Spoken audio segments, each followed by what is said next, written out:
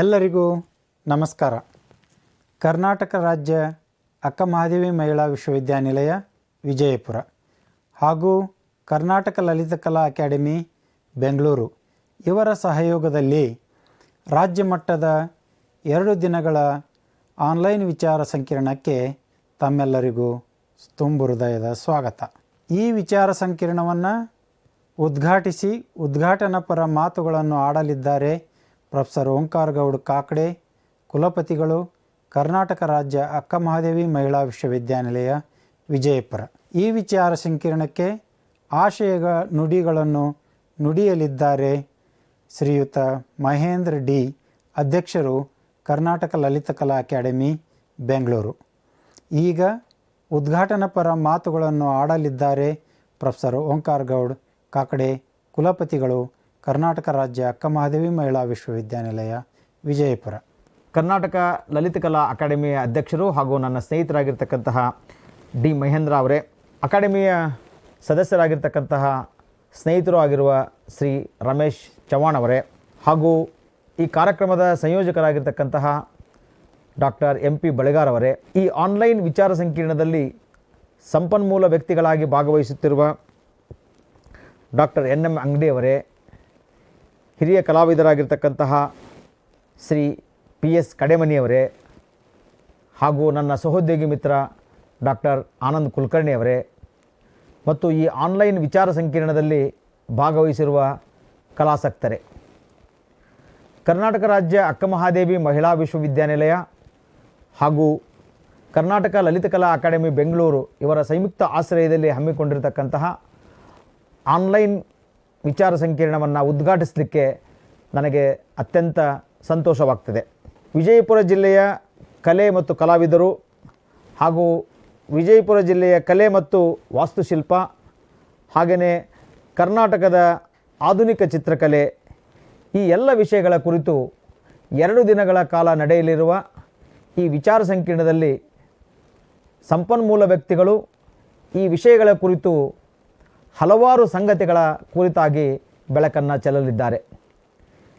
ಬಿಜಾಪುರ ಜಿಲ್ಲೆ ಐತಿಹಾಸಿಕವಾಗಿ ಮತ್ತು ಸಾಂಸ್ಕೃತಿಕವಾಗಿ ಅತ್ಯಂತ ಶ್ರೀಮಂತವಾಗಿರ್ತಕ್ಕಂತಹ ಜಿಲ್ಲೆ. ಕಲೆ, ಸಾಹಿತ್ಯ, ಸಂಸ್ಕೃತಿ ಎಲ್ಲದರಲ್ಲಿಯೂ ಒಂದು ವಿಶಿಷ್ಟ ಸ್ಥಾನವನ್ನು ವಿಜಯಪುರ ಜಿಲ್ಲೆ ಗಳಿಸಿದೆ ಅಂತಕ್ಕಂಥದ್ದು.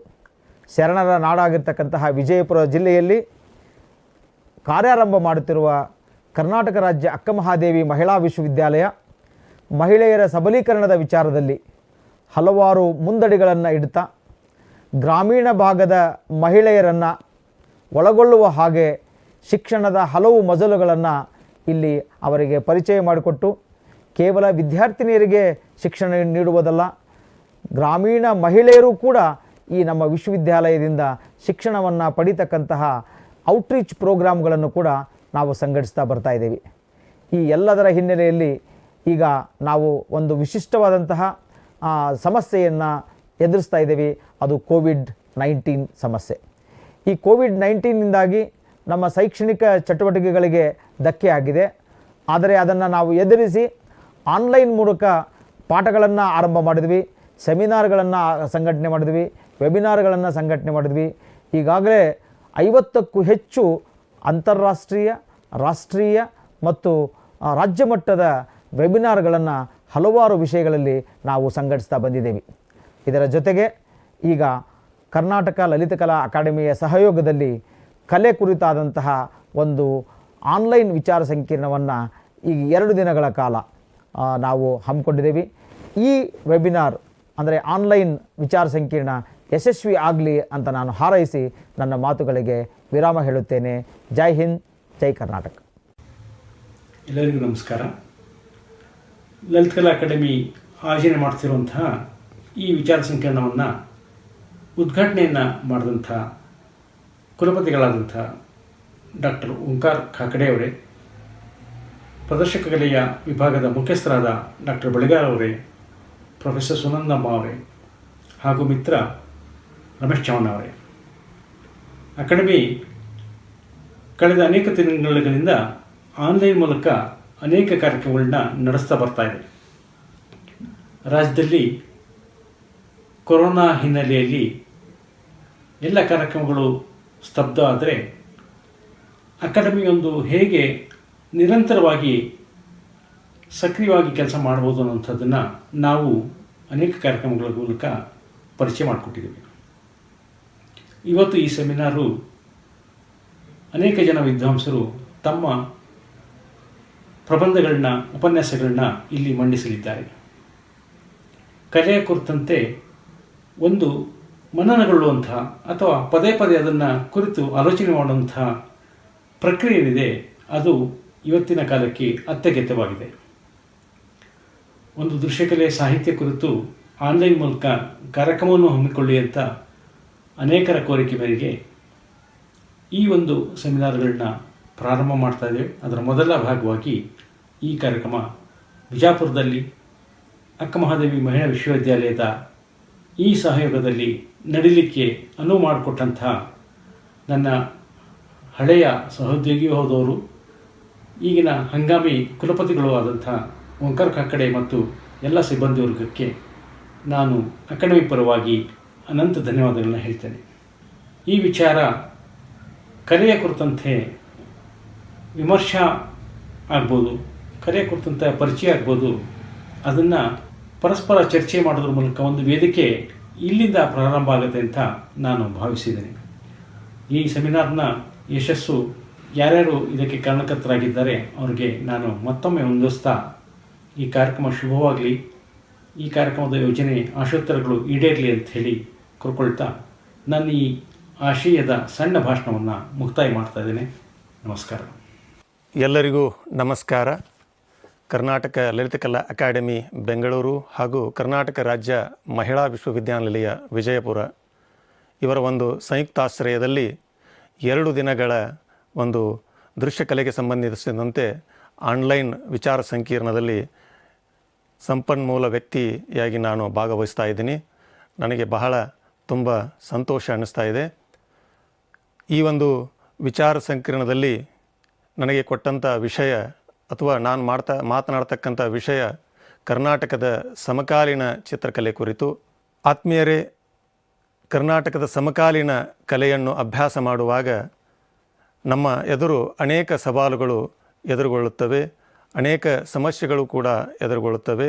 ಸಮಕಾಲೀನತೆಯ ಒಂದು ನೆಲೆಯಲ್ಲಿ ಆ ಒಂದು ಕಾಲಘಟ್ಟದ ಅರಿವು, ಆ ಒಂದು ಕಲೆಯ ಒಂದು ನೆಲೆ, ವಸ್ತು, ವಿಷಯ ಮತ್ತು ಪ್ರಯೋಗ ಮತ್ತು ತಂತ್ರಗಾರಿಕೆ, ಶೈಲಿ ಇತ್ಯಾದಿ ವಿವೇಚನೆಗಳು ನಮ್ಮನ್ನು ಎದುರುಗೊಳ್ತಾ ಇವೆ.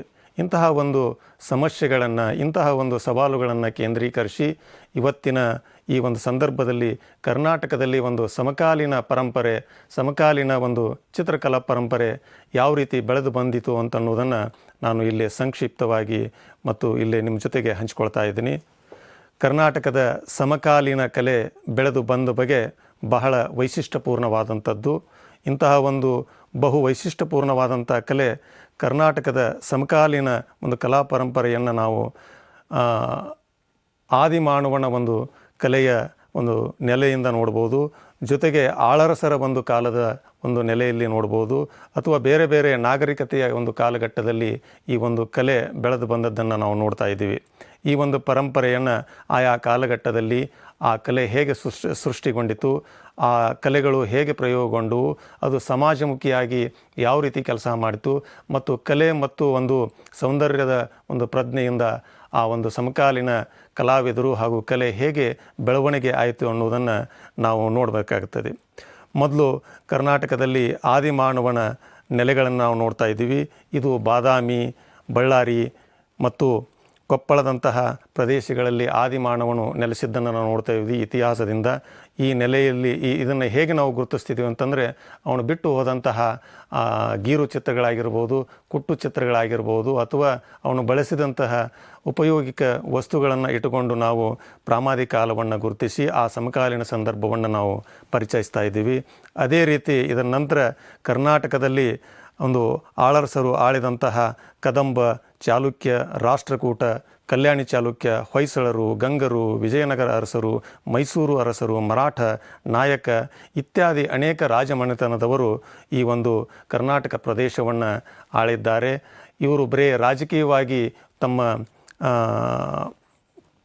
ಜೀವನವನ್ನು ಕಳೆಯದೆ ಅವರು ಅನೇಕ ಒಂದು ಮೌಲ್ಯಾಧಾರಿತ ಅಥವಾ ಮೌಲಿಕ ವಸ್ತುಗಳನ್ನು ಇಲ್ಲಿ ಒಂದು ನೆಲದಲ್ಲಿ ಬಿಟ್ಟು ಹೋಗಿದ್ದಾರೆ. ಅವು ಏನಪ್ಪ ಅಂತಂದರೆ, ನಾವು ನೋಡ್ತಕ್ಕಂತಹ ಒಂದು ಶಿಲ್ಪಕಲೆ ಆಗಿರ್ಬೋದು ಅಥವಾ ನಾವು ನೋಡ್ತಕ್ಕಂಥ ಒಂದು ಚಿತ್ರಕಲೆ ಆಗಿರ್ಬೋದು. ಈ ಒಂದು ಸಾಂಸ್ಕೃತಿಕ ಒಂದು ಶ್ರೀಮಂತಿಕೆಯನ್ನು ಈ ಆಳರಸರು ತಮ್ಮದೇ ಆದಂಥ ಒಂದು ಕಾಲಘಟ್ಟದಲ್ಲಿ ಅವರು ಬಿಟ್ಟು ಹೋದದ್ದನ್ನು ನಾವು ಆ ಸಮಕಾಲೀನ ಸಂದರ್ಭದಲ್ಲಿ ನಾವು ಯೋಚನೆ ಮಾಡ್ತೀವಿ. ಅದೇ ರೀತಿ ಈ ಆಳರಸರ ಒಂದು ಅವಧಿ ಮುಗಿದ ನಂತರ ನಮ್ಮ ದೇಶಕ್ಕೆ 16ನೇ ಶತಮಾನದೊಳಗೆ ಒಂದು ಪಾಶ್ಚಿಮಾತ್ಯರ ಆಗಮನ ಆಗ್ತಾಯಿದೆ. ಈ ಒಂದು ಪಾಶ್ಚಿಮಾತ್ಯರಲ್ಲಿ ಇವರು ಪ್ರಮುಖವಾಗಿ ಪೋರ್ಚುಗೀಸರು ಬರ್ತಾರೆ, ಫ್ರೆಂಚ್ ಬರ್ತಾರೆ, ಆಂಗ್ಲರು ಬರ್ತಾರೆ. ಇನ್ನೂ ಅನೇಕ ಪಾಶ್ಚಿಮಾತ್ಯರು ವ್ಯಾಪಾರದ ಮೂಲಕ ನಮ್ಮ ದೇಶಕ್ಕೆ ಬರ್ತಾರೆ. ದೇಶಕ್ಕೆ ಬರೀ ವ್ಯಾಪಾರವನ್ನು ಮುಖ್ಯವಾಗಿ ಇಟ್ಟುಕೊಂಡು ಇಲ್ಲಿ ಬರೋದಿಲ್ಲ. ಅವರು ಕ್ರಮೇಣ ಈ ಒಂದು ನೆಲದ ಆಡಳಿತವನ್ನು, ಈ ನೆಲದ ಒಂದು ರಾಜಕೀಯ ಒಂದು ಚುಕ್ಕಾಣಿಯನ್ನು ಹಿಡಿತಾರೆ. ಆನಂತರ ಇದರ ಪರಿಣಾಮವಾಗಿ ಈ ಭಾರತದಲ್ಲಿ ಒಂದು ಜನಜೀವನವನ್ನು ಇವರು ಬದಲಾವಣೆ ಮಾಡ್ತಾರೆ. ಆ ಬದಲಾವಣೆಯನ್ನು ನಾವು ಇಟ್ಟುಕೊಂಡು ನೋಡೋದಾದರೆ ಈ ಹಂತದಲ್ಲಿ ಮೊದಲಿಗೆ ನಾವು ಬ್ರಿಟಿಷರನ್ನು ನಾವು ಇಟ್ಕೊಂಡು ಮಾತನಾಡೋದಾದರೆ, ಬ್ರಿಟಿಷರು ಇಡೀ ಜಗತ್ತನ್ನು ಆಳಿದಂತಹ ವ್ಯಕ್ತಿಗಳು, ದೇಶದವರು. ಈ ಬ್ರಿಟಿಷರು ಹೇಳಿದಂತೆ ನಮ್ಮ ದೇಶಕ್ಕೆ ವ್ಯಾಪಾರವನ್ನು ಮೂಲ ಉದ್ದೇಶ ಇಟ್ಟುಕೊಂಡು ಬರ್ತಾರೆ.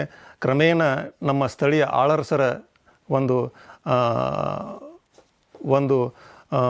ದಬ್ಬಾಳಿಕೆಯನ್ನು ಅವರು ಮುರಿದು ತಮ್ಮದೇ ಆದಂತಹ ಒಂದು ಆಧಿಪತ್ಯವನ್ನು ಸ್ಥಾಪನೆ ಮಾಡ್ತಾರೆ. ಕ್ರಮೇಣ ಇಲ್ಲಿನ ಒಂದು ಆಡಳಿತವನ್ನು ತಮ್ಮ ತೆಕ್ಕೆಗೆ ಹಾಕ್ಕೊಂಡು ಇಡೀ ದೇಶವನ್ನು ಆಳುವಂತಹ ಒಂದು ಪರಿಸ್ಥಿತಿ ನಿರ್ಮಾಣ ಆಗ್ತೈತಿ. ಇಂತಹ ಸಂದರ್ಭದಲ್ಲಿ ಅವರು ಆಡಳಿತವನ್ನು ಇಟ್ಟುಕೊಂಡು ಈ ದೇಶವನ್ನು ನೋಡಬೇಕಾದಾಗ ಇಲ್ಲಿ ಅನೇಕ ಬದಲಾವಣೆಗಳನ್ನು ನಾವು ಕಾಣ್ತಾ ಇರ್ತೀವಿ. ಮುಖ್ಯವಾಗಿ ನಾವು ಯೋಚಿಸಬೇಕಾಗಿರುವುದು ಶೈಕ್ಷಣಿಕ ಕ್ಷೇತ್ರವನ್ನು. ಇಲ್ಲಿ ಬ್ರಿಟಿಷರು ಇಲ್ಲಿ ಪ್ರಾರಂಭ ಮಾಡಿದ್ದೇ ಮೊದಲು ಶೈಕ್ಷಣಿಕ ಕ್ಷೇತ್ರವನ್ನು. ಇದರಲ್ಲಿ ಕಲೆ, ವಿಜ್ಞಾನ, ತಂತ್ರಜ್ಞಾನ, ಪುರಾತತ್ವ, ಇತಿಹಾಸ, ಆಡಳಿತ ಇತ್ಯಾದಿ ಪ್ರಮುಖ ವಿಷಯಗಳು ಇವರು ತಮ್ಮ ಆಡಳಿತದ ಮೂಲಕ, ತಮ್ಮ ಶೈಕ್ಷಣಿಕ ಕೇಂದ್ರಗಳ ಮೂಲಕ ಬದಲಾವಣೆಯನ್ನು ತರಲಿಕ್ಕೆ ಇವರು ಕಾರಣೀಭೂತರಾಗ್ತಾರೆ. ಇವರು ಕಲೆ ಮತ್ತು ಸಂಸ್ಕೃತಿಗೆ ಸಂಬಂಧಿಸಿದಂತೆ ಭಾರತದಲ್ಲಿ 4 ಕಲಾ ಸಂಸ್ಥೆಗಳನ್ನು ಇವರು ಹುಟ್ಟು ಹಾಕ್ತಾರೆ. ಅದರಲ್ಲಿ ಮುಖ್ಯವಾಗಿ ಭಾರತದ ಪ್ರಮುಖ ನಗರ ಕೇಂದ್ರಗಳಾದ ಮುಂಬೈನ sir J school of art, ಮದ್ರಾಸಿನ ಕಲಾಶಾಲೆ, ಕಲ್ಕತ್ತಿನ ಕಲಾಶಾಲೆ, ಲಾಹೋರ್, ನಂತರ ಲಖನೌ, ಬರೋಡಾ, ಬನಸ್ಥಳಿ ಮುಂತಾದ ಪ್ರಮುಖ ನಗರಗಳಲ್ಲಿ ಇವರು ತಮ್ಮ ಕಲಾ ಸಂಸ್ಥೆಗಳನ್ನು ಹುಟ್ಟುಹಾಕ್ತಾರೆ. ಈ ಕಲಾ ಸಂಸ್ಥೆಗಳು ಕೇವಲ ಕಲಾ ಶಿಕ್ಷಣ ಸಂಸ್ಥೆಗಳಾಗಿರದೆ ಅವು ಔದ್ಯೋಗಿಕ ಸಂಸ್ಥೆಗಳಾಗಿದ್ದು, ಇಲ್ಲಿ ಆರ್ಟ್ ಆ್ಯಂಡ್ ಕ್ರಾಫ್ಟ್ ವಿಷಯಕ್ಕೆ ಸಂಬಂಧಪಟ್ಟಂತೆ ಸ್ಥಳೀಯ ಒಂದು ಕಲೆ ಮತ್ತು ಇಲ್ಲಿನ ಜನರ ಒಂದು ಬದುಕಿಗೆ ಉಪಯುಕ್ತವಾಗುವಂತಹ ಒಂದು ವಿಷಯಗಳನ್ನು ಇಟ್ಟುಕೊಂಡು ಅವರು ಇಲ್ಲಿನ ಜನರನ್ನು ಬಳಸಿಕೊಂಡು ತಮ್ಮ ಕಲಾ ಸಂಸ್ಥೆಯನ್ನು ಹುಟ್ಟುಹಾಕ್ತಾರೆ. ವಿಶೇಷವಾಗಿ ಮುಂಬೈಯಲ್ಲಿ 1887ರಲ್ಲಿ ಸರ್ ಜೆ ಸ್ಕೂಲ್ ಆಫ್ ಆರ್ಟನ್ನು ಬ್ರಿಟಿಷರು ಅಲ್ಲಿ ಸ್ಥಾಪನೆ ಮಾಡ್ತಾರೆ. ಈ ಮೂಲಕ ಈ ದಕ್ಷಿಣ ಭಾರತದ ಕೆಲವು ರಾಜ್ಯಗಳಲ್ಲಿ ನಾವು ಮಹಾರಾಷ್ಟ್ರ ಆಗಿರ್ಬೋದು, ಕರ್ನಾಟಕ ಆಗಿರ್ಬೋದು ಮತ್ತು ಕೇರಳ ಆಗಿರ್ಬೋದು, ಈ ದಕ್ಷಿಣ ಭಾರತದ ಒಂದು ಪ್ರಮುಖ ಕಲಾ ಕೇಂದ್ರವಾಗಿ ಅವರು ಮಾರ್ಪಾಡು ಮಾಡ್ತಾರೆ. ಇಂತಹ ಒಂದು ಸಂದರ್ಭದಲ್ಲಿ ನಮ್ಮ ಕರ್ನಾಟಕದ ಒಂದು ಕಲಾವಿದರು ಕೂಡ ಇಂತಹ ಒಂದು ಪ್ರತಿಷ್ಠಿತ ಕಲಾಶಾಲೆಯಲ್ಲಿ ಅವರು ಕಲಿಯುವಂತಹ ಪ್ರಸಂಗ ಬರ್ತಾಯಿದ್ದಾರೆ. ಆ ಕಲಿತಂತಹ ಒಂದು ಇಲ್ಲಿನ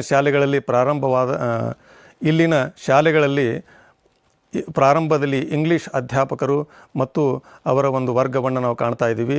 ಇವರಲ್ಲಿ ಪಳಗಿದ ಕರ್ನಾಟಕದ ಅನೇಕ ಕಲಾವಿದರು ಕೂಡ ಇವರ ಜೊತೆ ಒಡನಾಡಿಯಾಗಿ ಇವರ ಒಂದು ಪ್ರೀತಿಗೆ ಪಾತ್ರರಾಗಿ ಇವರು ಕೂಡ ಅಧ್ಯಾಪನ ವೃತ್ತಿಯನ್ನು ಪ್ರಾರಂಭಿಸುವಂಥ ಒಂದು ಅನೇಕ ಕಲಾವಿದರನ್ನು ನಾವು ಇಲ್ಲಿ ನೋಡ್ತಾ ಇದ್ದೀವಿ. ಮುಂಬೈ ಕಲಾಶಾಲೆಯಲ್ಲಿ ಮುಂಬೈ ಕರ್ನಾಟಕ, ಹೈದರಾಬಾದ್ ಕರ್ನಾಟಕ, ಕರಾವಳಿ ಕರ್ನಾಟಕ ಹಾಗೂ ಅನೇಕ ಬೇರೆ ಬೇರೆ ರಾಜ್ಯದ ಪ್ರಾದೇಶಿಕ ಕಲಾವಿದರು ಅತ್ಯುತ್ತಮ ಸಾಧನೆಯನ್ನು ಮಾಡಿದ್ದನ್ನು ಈ ಕಲಾಶಾಲೆಯಿಂದ ನೋಡ್ತಾ ಇದ್ದೀವಿ.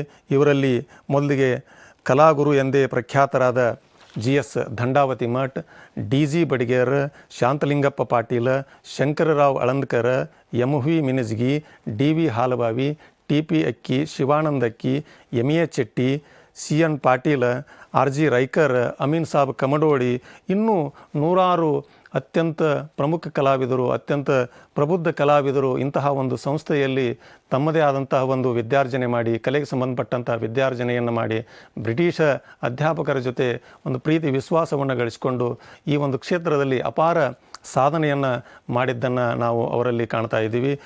ಈ ಬ್ರಿಟಿಷರು ಈ ಒಂದು ಸಮಕಾಲೀನ ಒಂದು ಸಂದರ್ಭದಲ್ಲಿ ತಮ್ಮದೇ ಆದಂತಹ ಒಂದು ಶಿಕ್ಷಣ ನೀತಿಯನ್ನು ಹೇರ್ತಾ ಇದ್ದಾರೆ.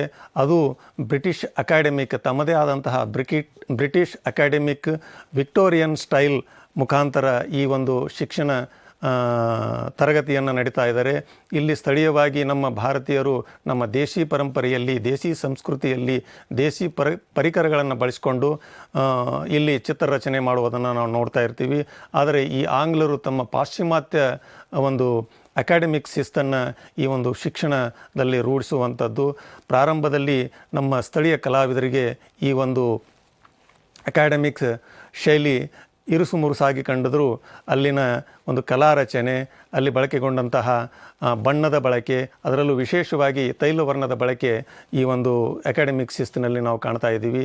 ಅಲ್ಲಿ ತ್ರಿಮಾಣ ಭಂಗಿಯನ್ನು ರಚನೆ ಮಾಡುವಂಥದ್ದು, ಭಾವಚಿತ್ರವನ್ನು ರಚನೆ ಮಾಡುವಂಥದ್ದು, ಬೆಳಕು ಮತ್ತು ನೆರಳಿನ ಒಂದು ಸಂಯೋಜನೆ ಮಾಡುವಂತಹ ಒಂದು ವಿಶಿಷ್ಟ ಪ್ರಕ್ರಿಯೆಗೆ ನಮ್ಮ ಸ್ಥಳೀಯ ಕಲಾವಿದರು ಮಾರು ಹೋಗ್ತಾರೆ.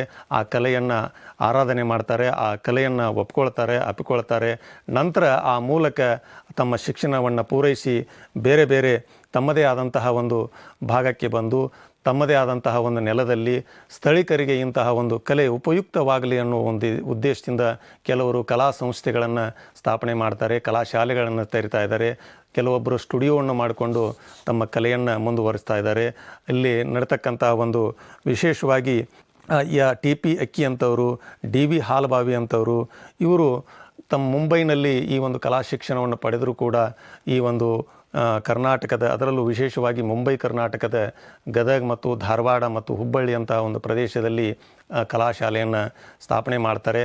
ಆ ಮೂಲಕ ಮುಂಬೈಗೆ ಹೋಗಿ ಕಲಿಯತಕ್ಕಂಥ ವಿದ್ಯಾರ್ಥಿಗಳಿಗೆ ಅನುಕೂಲ ಆಗಲಿ ಅನ್ನೋ ಉದ್ದೇಶದಿಂದ ಸ್ಥಳೀಕರಿಗೆ ಇಂಥ ಒಂದು ಕಲಾ ಸಂಸ್ಥೆಯನ್ನು ಹುಟ್ಟಾಕ್ತಾರೆ.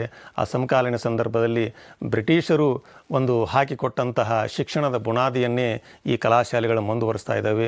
ಅವರ ಶಿಕ್ಷಣ ಪದ್ಧತಿಯನ್ನು ಅನುಸರಿಸ್ತಾ ಇದ್ದಾರೆ. ಇಲ್ಲಿನ ಸ್ಥಳೀಯ ಕಲಾವಿದರು ಇವರ ಗರಡಿಯಲ್ಲಿ ಶಿಕ್ಷಣವನ್ನು ಪಡೆದು ಅನೇಕರು ಹೆಸರಾಂತ ಕಲಾವಿದರಾಗಿ ರೂಪುಗೊಂಡಿದ್ದನ್ನು ನಾವು ನೋಡ್ತಾ ಇದ್ದೀವಿ.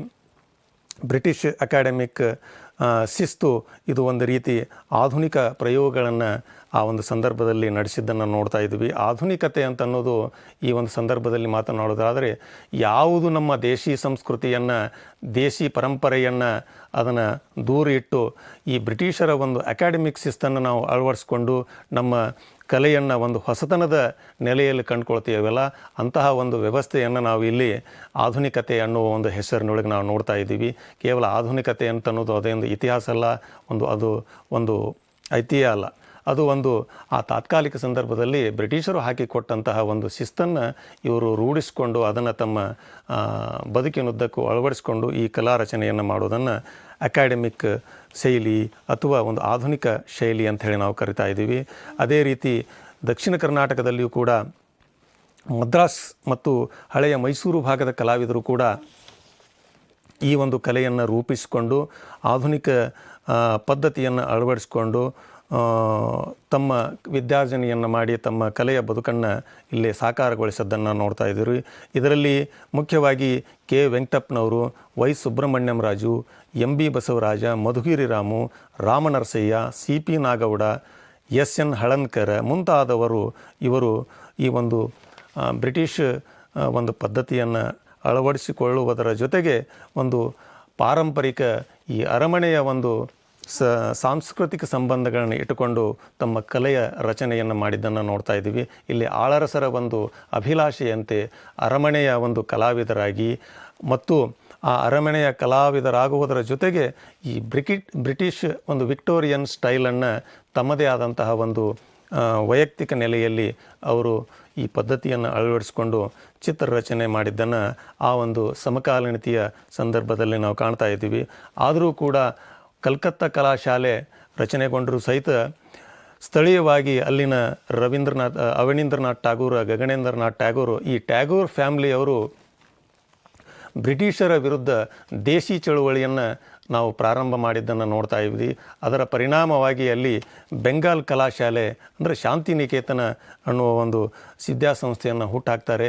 ಅಲ್ಲಿ ದೇಶಿ ಸಂಸ್ಕೃತಿಯನ್ನು ಮೈಗೂಡಿಸಿಕೊಂಡು ನಮ್ಮ ಸ್ಥಳೀಯ ದೇಶಿ ಪರಿಕರಗಳನ್ನು ಬಳಸಿಕೊಂಡು ಆ ಚಿತ್ರರಚನೆ ಮಾಡುವಂಥದ್ದಾಗಿರ್ಬೋದು ಅಥವಾ ಬೇರೆ ಶಿಕ್ಷಣವನ್ನು ನಾವು ನೋಡುವಂಥ ಪ್ರಕ್ರಿಯೆಯನ್ನು ಈ ಶಾಂತಿನಿಕೇತನ ಕಟ್ಟಿಕೊಳ್ತು.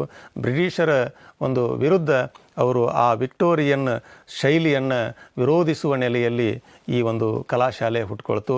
ಇಂತಹ ವಿರೋಧಿ ಶಾಲೆಗಳಲ್ಲಿ ಕರ್ನಾಟಕದ ಕೆ ವೆಂಕಟಪ್ಪನವರು ಕಲಿತಂಥವರು, ಅದೇ ರೀತಿ ನಮ್ಮ ಹೈದರಾಬಾದ್ ಕರ್ನಾಟಕದ ಶಂಕರಗೌಡ ಬೆಟದೂರವರು ಕೂಡ ಈ ಒಂದು ಪದ್ಧತಿಯನ್ನು ಅಳವಡಿಸ್ಕೊಂಡಿದ್ದು ವಿಶೇಷ. ಈ ಒಂದು ಸಮಕಾಲೀನ ಸಂದರ್ಭದಲ್ಲಿ ಬ್ರಿಟಿಷ್ ಪ್ರಭಾವ ಇದ್ದರೂ ಸಹಿತ ಇವರು ಒಂದು ಸ್ಥಳೀಯ ಒಂದು ದೇಶಿ ಪರಂಪರೆಯನ್ನು, ಬಂಗಾಲ್ ಶಾಲೆಯ ಒಂದು ಶಿಸ್ತನ್ನು ಇವರು ರೂಢಿಸಿಕೊಂಡು ತಮ್ಮದೇ ಆದಂತಹ ಒಂದು ಸಮಕಾಲೀನ ಒಂದು ಕಲೆಯನ್ನು ಅವರು ಆ ಸಂದರ್ಭದಲ್ಲಿ ಪರಿಚಯಿಸಿದ್ದನ್ನು ನೋಡ್ತಾ ಇದ್ದೀವಿ. ಇಲ್ಲಿ ಬೆಂಗಾಲ್ ಶೈಲಿ ಪರಂಪರೆ ಅಂತ ಏನು ಅಂತಂತಂದರೆ ಇವರು ವಾಶ್ ಮೆಥಡನ್ನು ಅಳವಡಿಸ್ಕೊಂಡಿದ್ದು, ಸ್ಥಳೀಯ ಬಣ್ಣಗಳನ್ನು, ಸ್ಥಳೀಯವಾಗಿ ಬಳಸ್ಕೊಳ್ತಕ್ಕಂಥ ಬಣ್ಣಗಳನ್ನು ಅದನ್ನು ಬೇರೆ ಬೇರೆ ರೂಪದಲ್ಲಿ ಅದನ್ನು ಚಿತ್ರಣ ಮಾಡಿ ಅದನ್ನೇ ವಾಶ್ ಮಾಡುವುದರ ಮುಖಾಂತರ ಅಲ್ಲಿ ಸೂಕ್ಷ್ಮತೆಯನ್ನು ಗುರುತಿಸಿಕೊಳ್ಳುವಂಥ ಒಂದು ಕಲೆಯನ್ನು ನಾವಿಲ್ಲಿ ವಾಶ್ ಮೆಥಡ್ ಅಂತ ಕರಿತಾ ಇದ್ದೀವಿ. ಇಂತಹ ಒಂದು ವಾಶ್ ಮೆಥಡ್ ಪರಂಪರೆ ನಮ್ಮ ದೇಶಿ ಸಂಸ್ಕೃತಿಯನ್ನು ಪ್ರತಿಬಿಂಬಿಸುವಂಥದ್ದು ಅಂತೇಳಿ ನಾವಿಲ್ಲಿ ಹೇಳ್ಬೋದು. ಇದನ್ನು ಮುಖ್ಯವಾಗಿ ಕೆ ವೆಂಕಟಪ್ಪನವರು ಈ ಒಂದು ಮೆಥಡ್ನಲ್ಲಿ ಅವರು ಅನೇಕ ಚಿತ್ರಗಳನ್ನು ಬರೆದರು. ಅರಮನೆಯ ಒಂದು ಕಲಾ ಪರಂಪರೆಯನ್ನು ಅವರು ದೂರ ಸರಿದು ಅವರು ಬೆಂಗಳೂರಿಗೆ ಬರ್ತಾರೆ. ಬೆಂಗಳೂರಿಗೆ ಬಂದ ನಂತರ ಈ ಒಂದು ಪರಂಪರೆಯನ್ನು ಅವರು ರೂಢಿಸಿಕೊಂಡು ತಮ್ಮದೇ ಆದಂತಹ ಒಂದು ಪ್ರಕೃತಿ ಚಿತ್ರಣ ಆಗಿರ್ಬೋದು, ನೈಜ ಚಿತ್ರಣ ಆಗಿರ್ಬೋದು, ಇಂತಹ ಒಂದು ಸೂಕ್ಷ್ಮ ಒಂದು ಜಲವರ್ಣದ ಮಾಧ್ಯಮದಲ್ಲಿ ಅವರು ವಾಶ್ ಮೆಥಡ್ನಲ್ಲಿ ಚಿತ್ರಣ ಮಾಡಿದ್ದನ್ನು ಆ ಸಮಕಾಲೀನ ಸಂದರ್ಭದಲ್ಲಿ ಒಂದು ಹೊಸ ಒಂದು ಕ್ರಾಂತಿ ಅಂತಲೇ ನಾವು ಹೇಳ್ಬೋದು. ಯಾಕಂತಂದರೆ ಬ್ರಿಟಿಷ್ ಪ್ರಾಬಲ್ಯ ಇರುವಂಥ ಸಂದರ್ಭದಲ್ಲಿ ಇವರು ದೇಶಿ ಚಳುವಳಿಯನ್ನು ಆ ಸಂದರ್ಭದಲ್ಲಿಯೇ ಕಟ್ಟಿಕೊಟ್ಟಿದ್ದು ಬಹಳ ಮಹತ್ವವಾದದ್ದು ಅಂತ ಹೇಳ್ಬೋದು. ಅದೇ ರೀತಿ ಮೈಸೂರು ಮತ್ತು ಬರೋಡಾದ ಮಹಾರಾಜರು ಕಲೆಯನ್ನು ಮತ್ತು ಕಲೆಯ ಸಂಸ್ಕೃತಿಯನ್ನು ಬೆಳೆಸಿದಂಥವರು. ಈ ನಮ್ಮ ದಕ್ಷಿಣ ಭಾರತದಲ್ಲಿ ಮೈಸೂರು ರಾಜಮನೆತನ ಅತ್ಯಂತ ಮಹತ್ವವಾದಂತಹ ಒಂದು ಸಾಂಸ್ಕೃತಿಕ ಒಂದು ಛಾಪನ್ನು ಮೂಡಿಸುವಂಥದ್ದು ಬಹಳ ವಿಶೇಷ. ಈ ಪರಿಣಾಮವಾಗಿ ಜಯಚಾಮರಾಜೇಂದ್ರ ತಾಂತ್ರಿಕ ವಿದ್ಯಾಲಯವನ್ನು ಸಂಸ್ಥೆಯನ್ನು ಸ್ಥಾಪನೆ ಮಾಡಿದರು. ಇದು ಒಂದು ಔದ್ಯೋಗಿಕ ಸಂಸ್ಥೆಯಾಗಿ ಪ್ರಾರಂಭದಲ್ಲಿ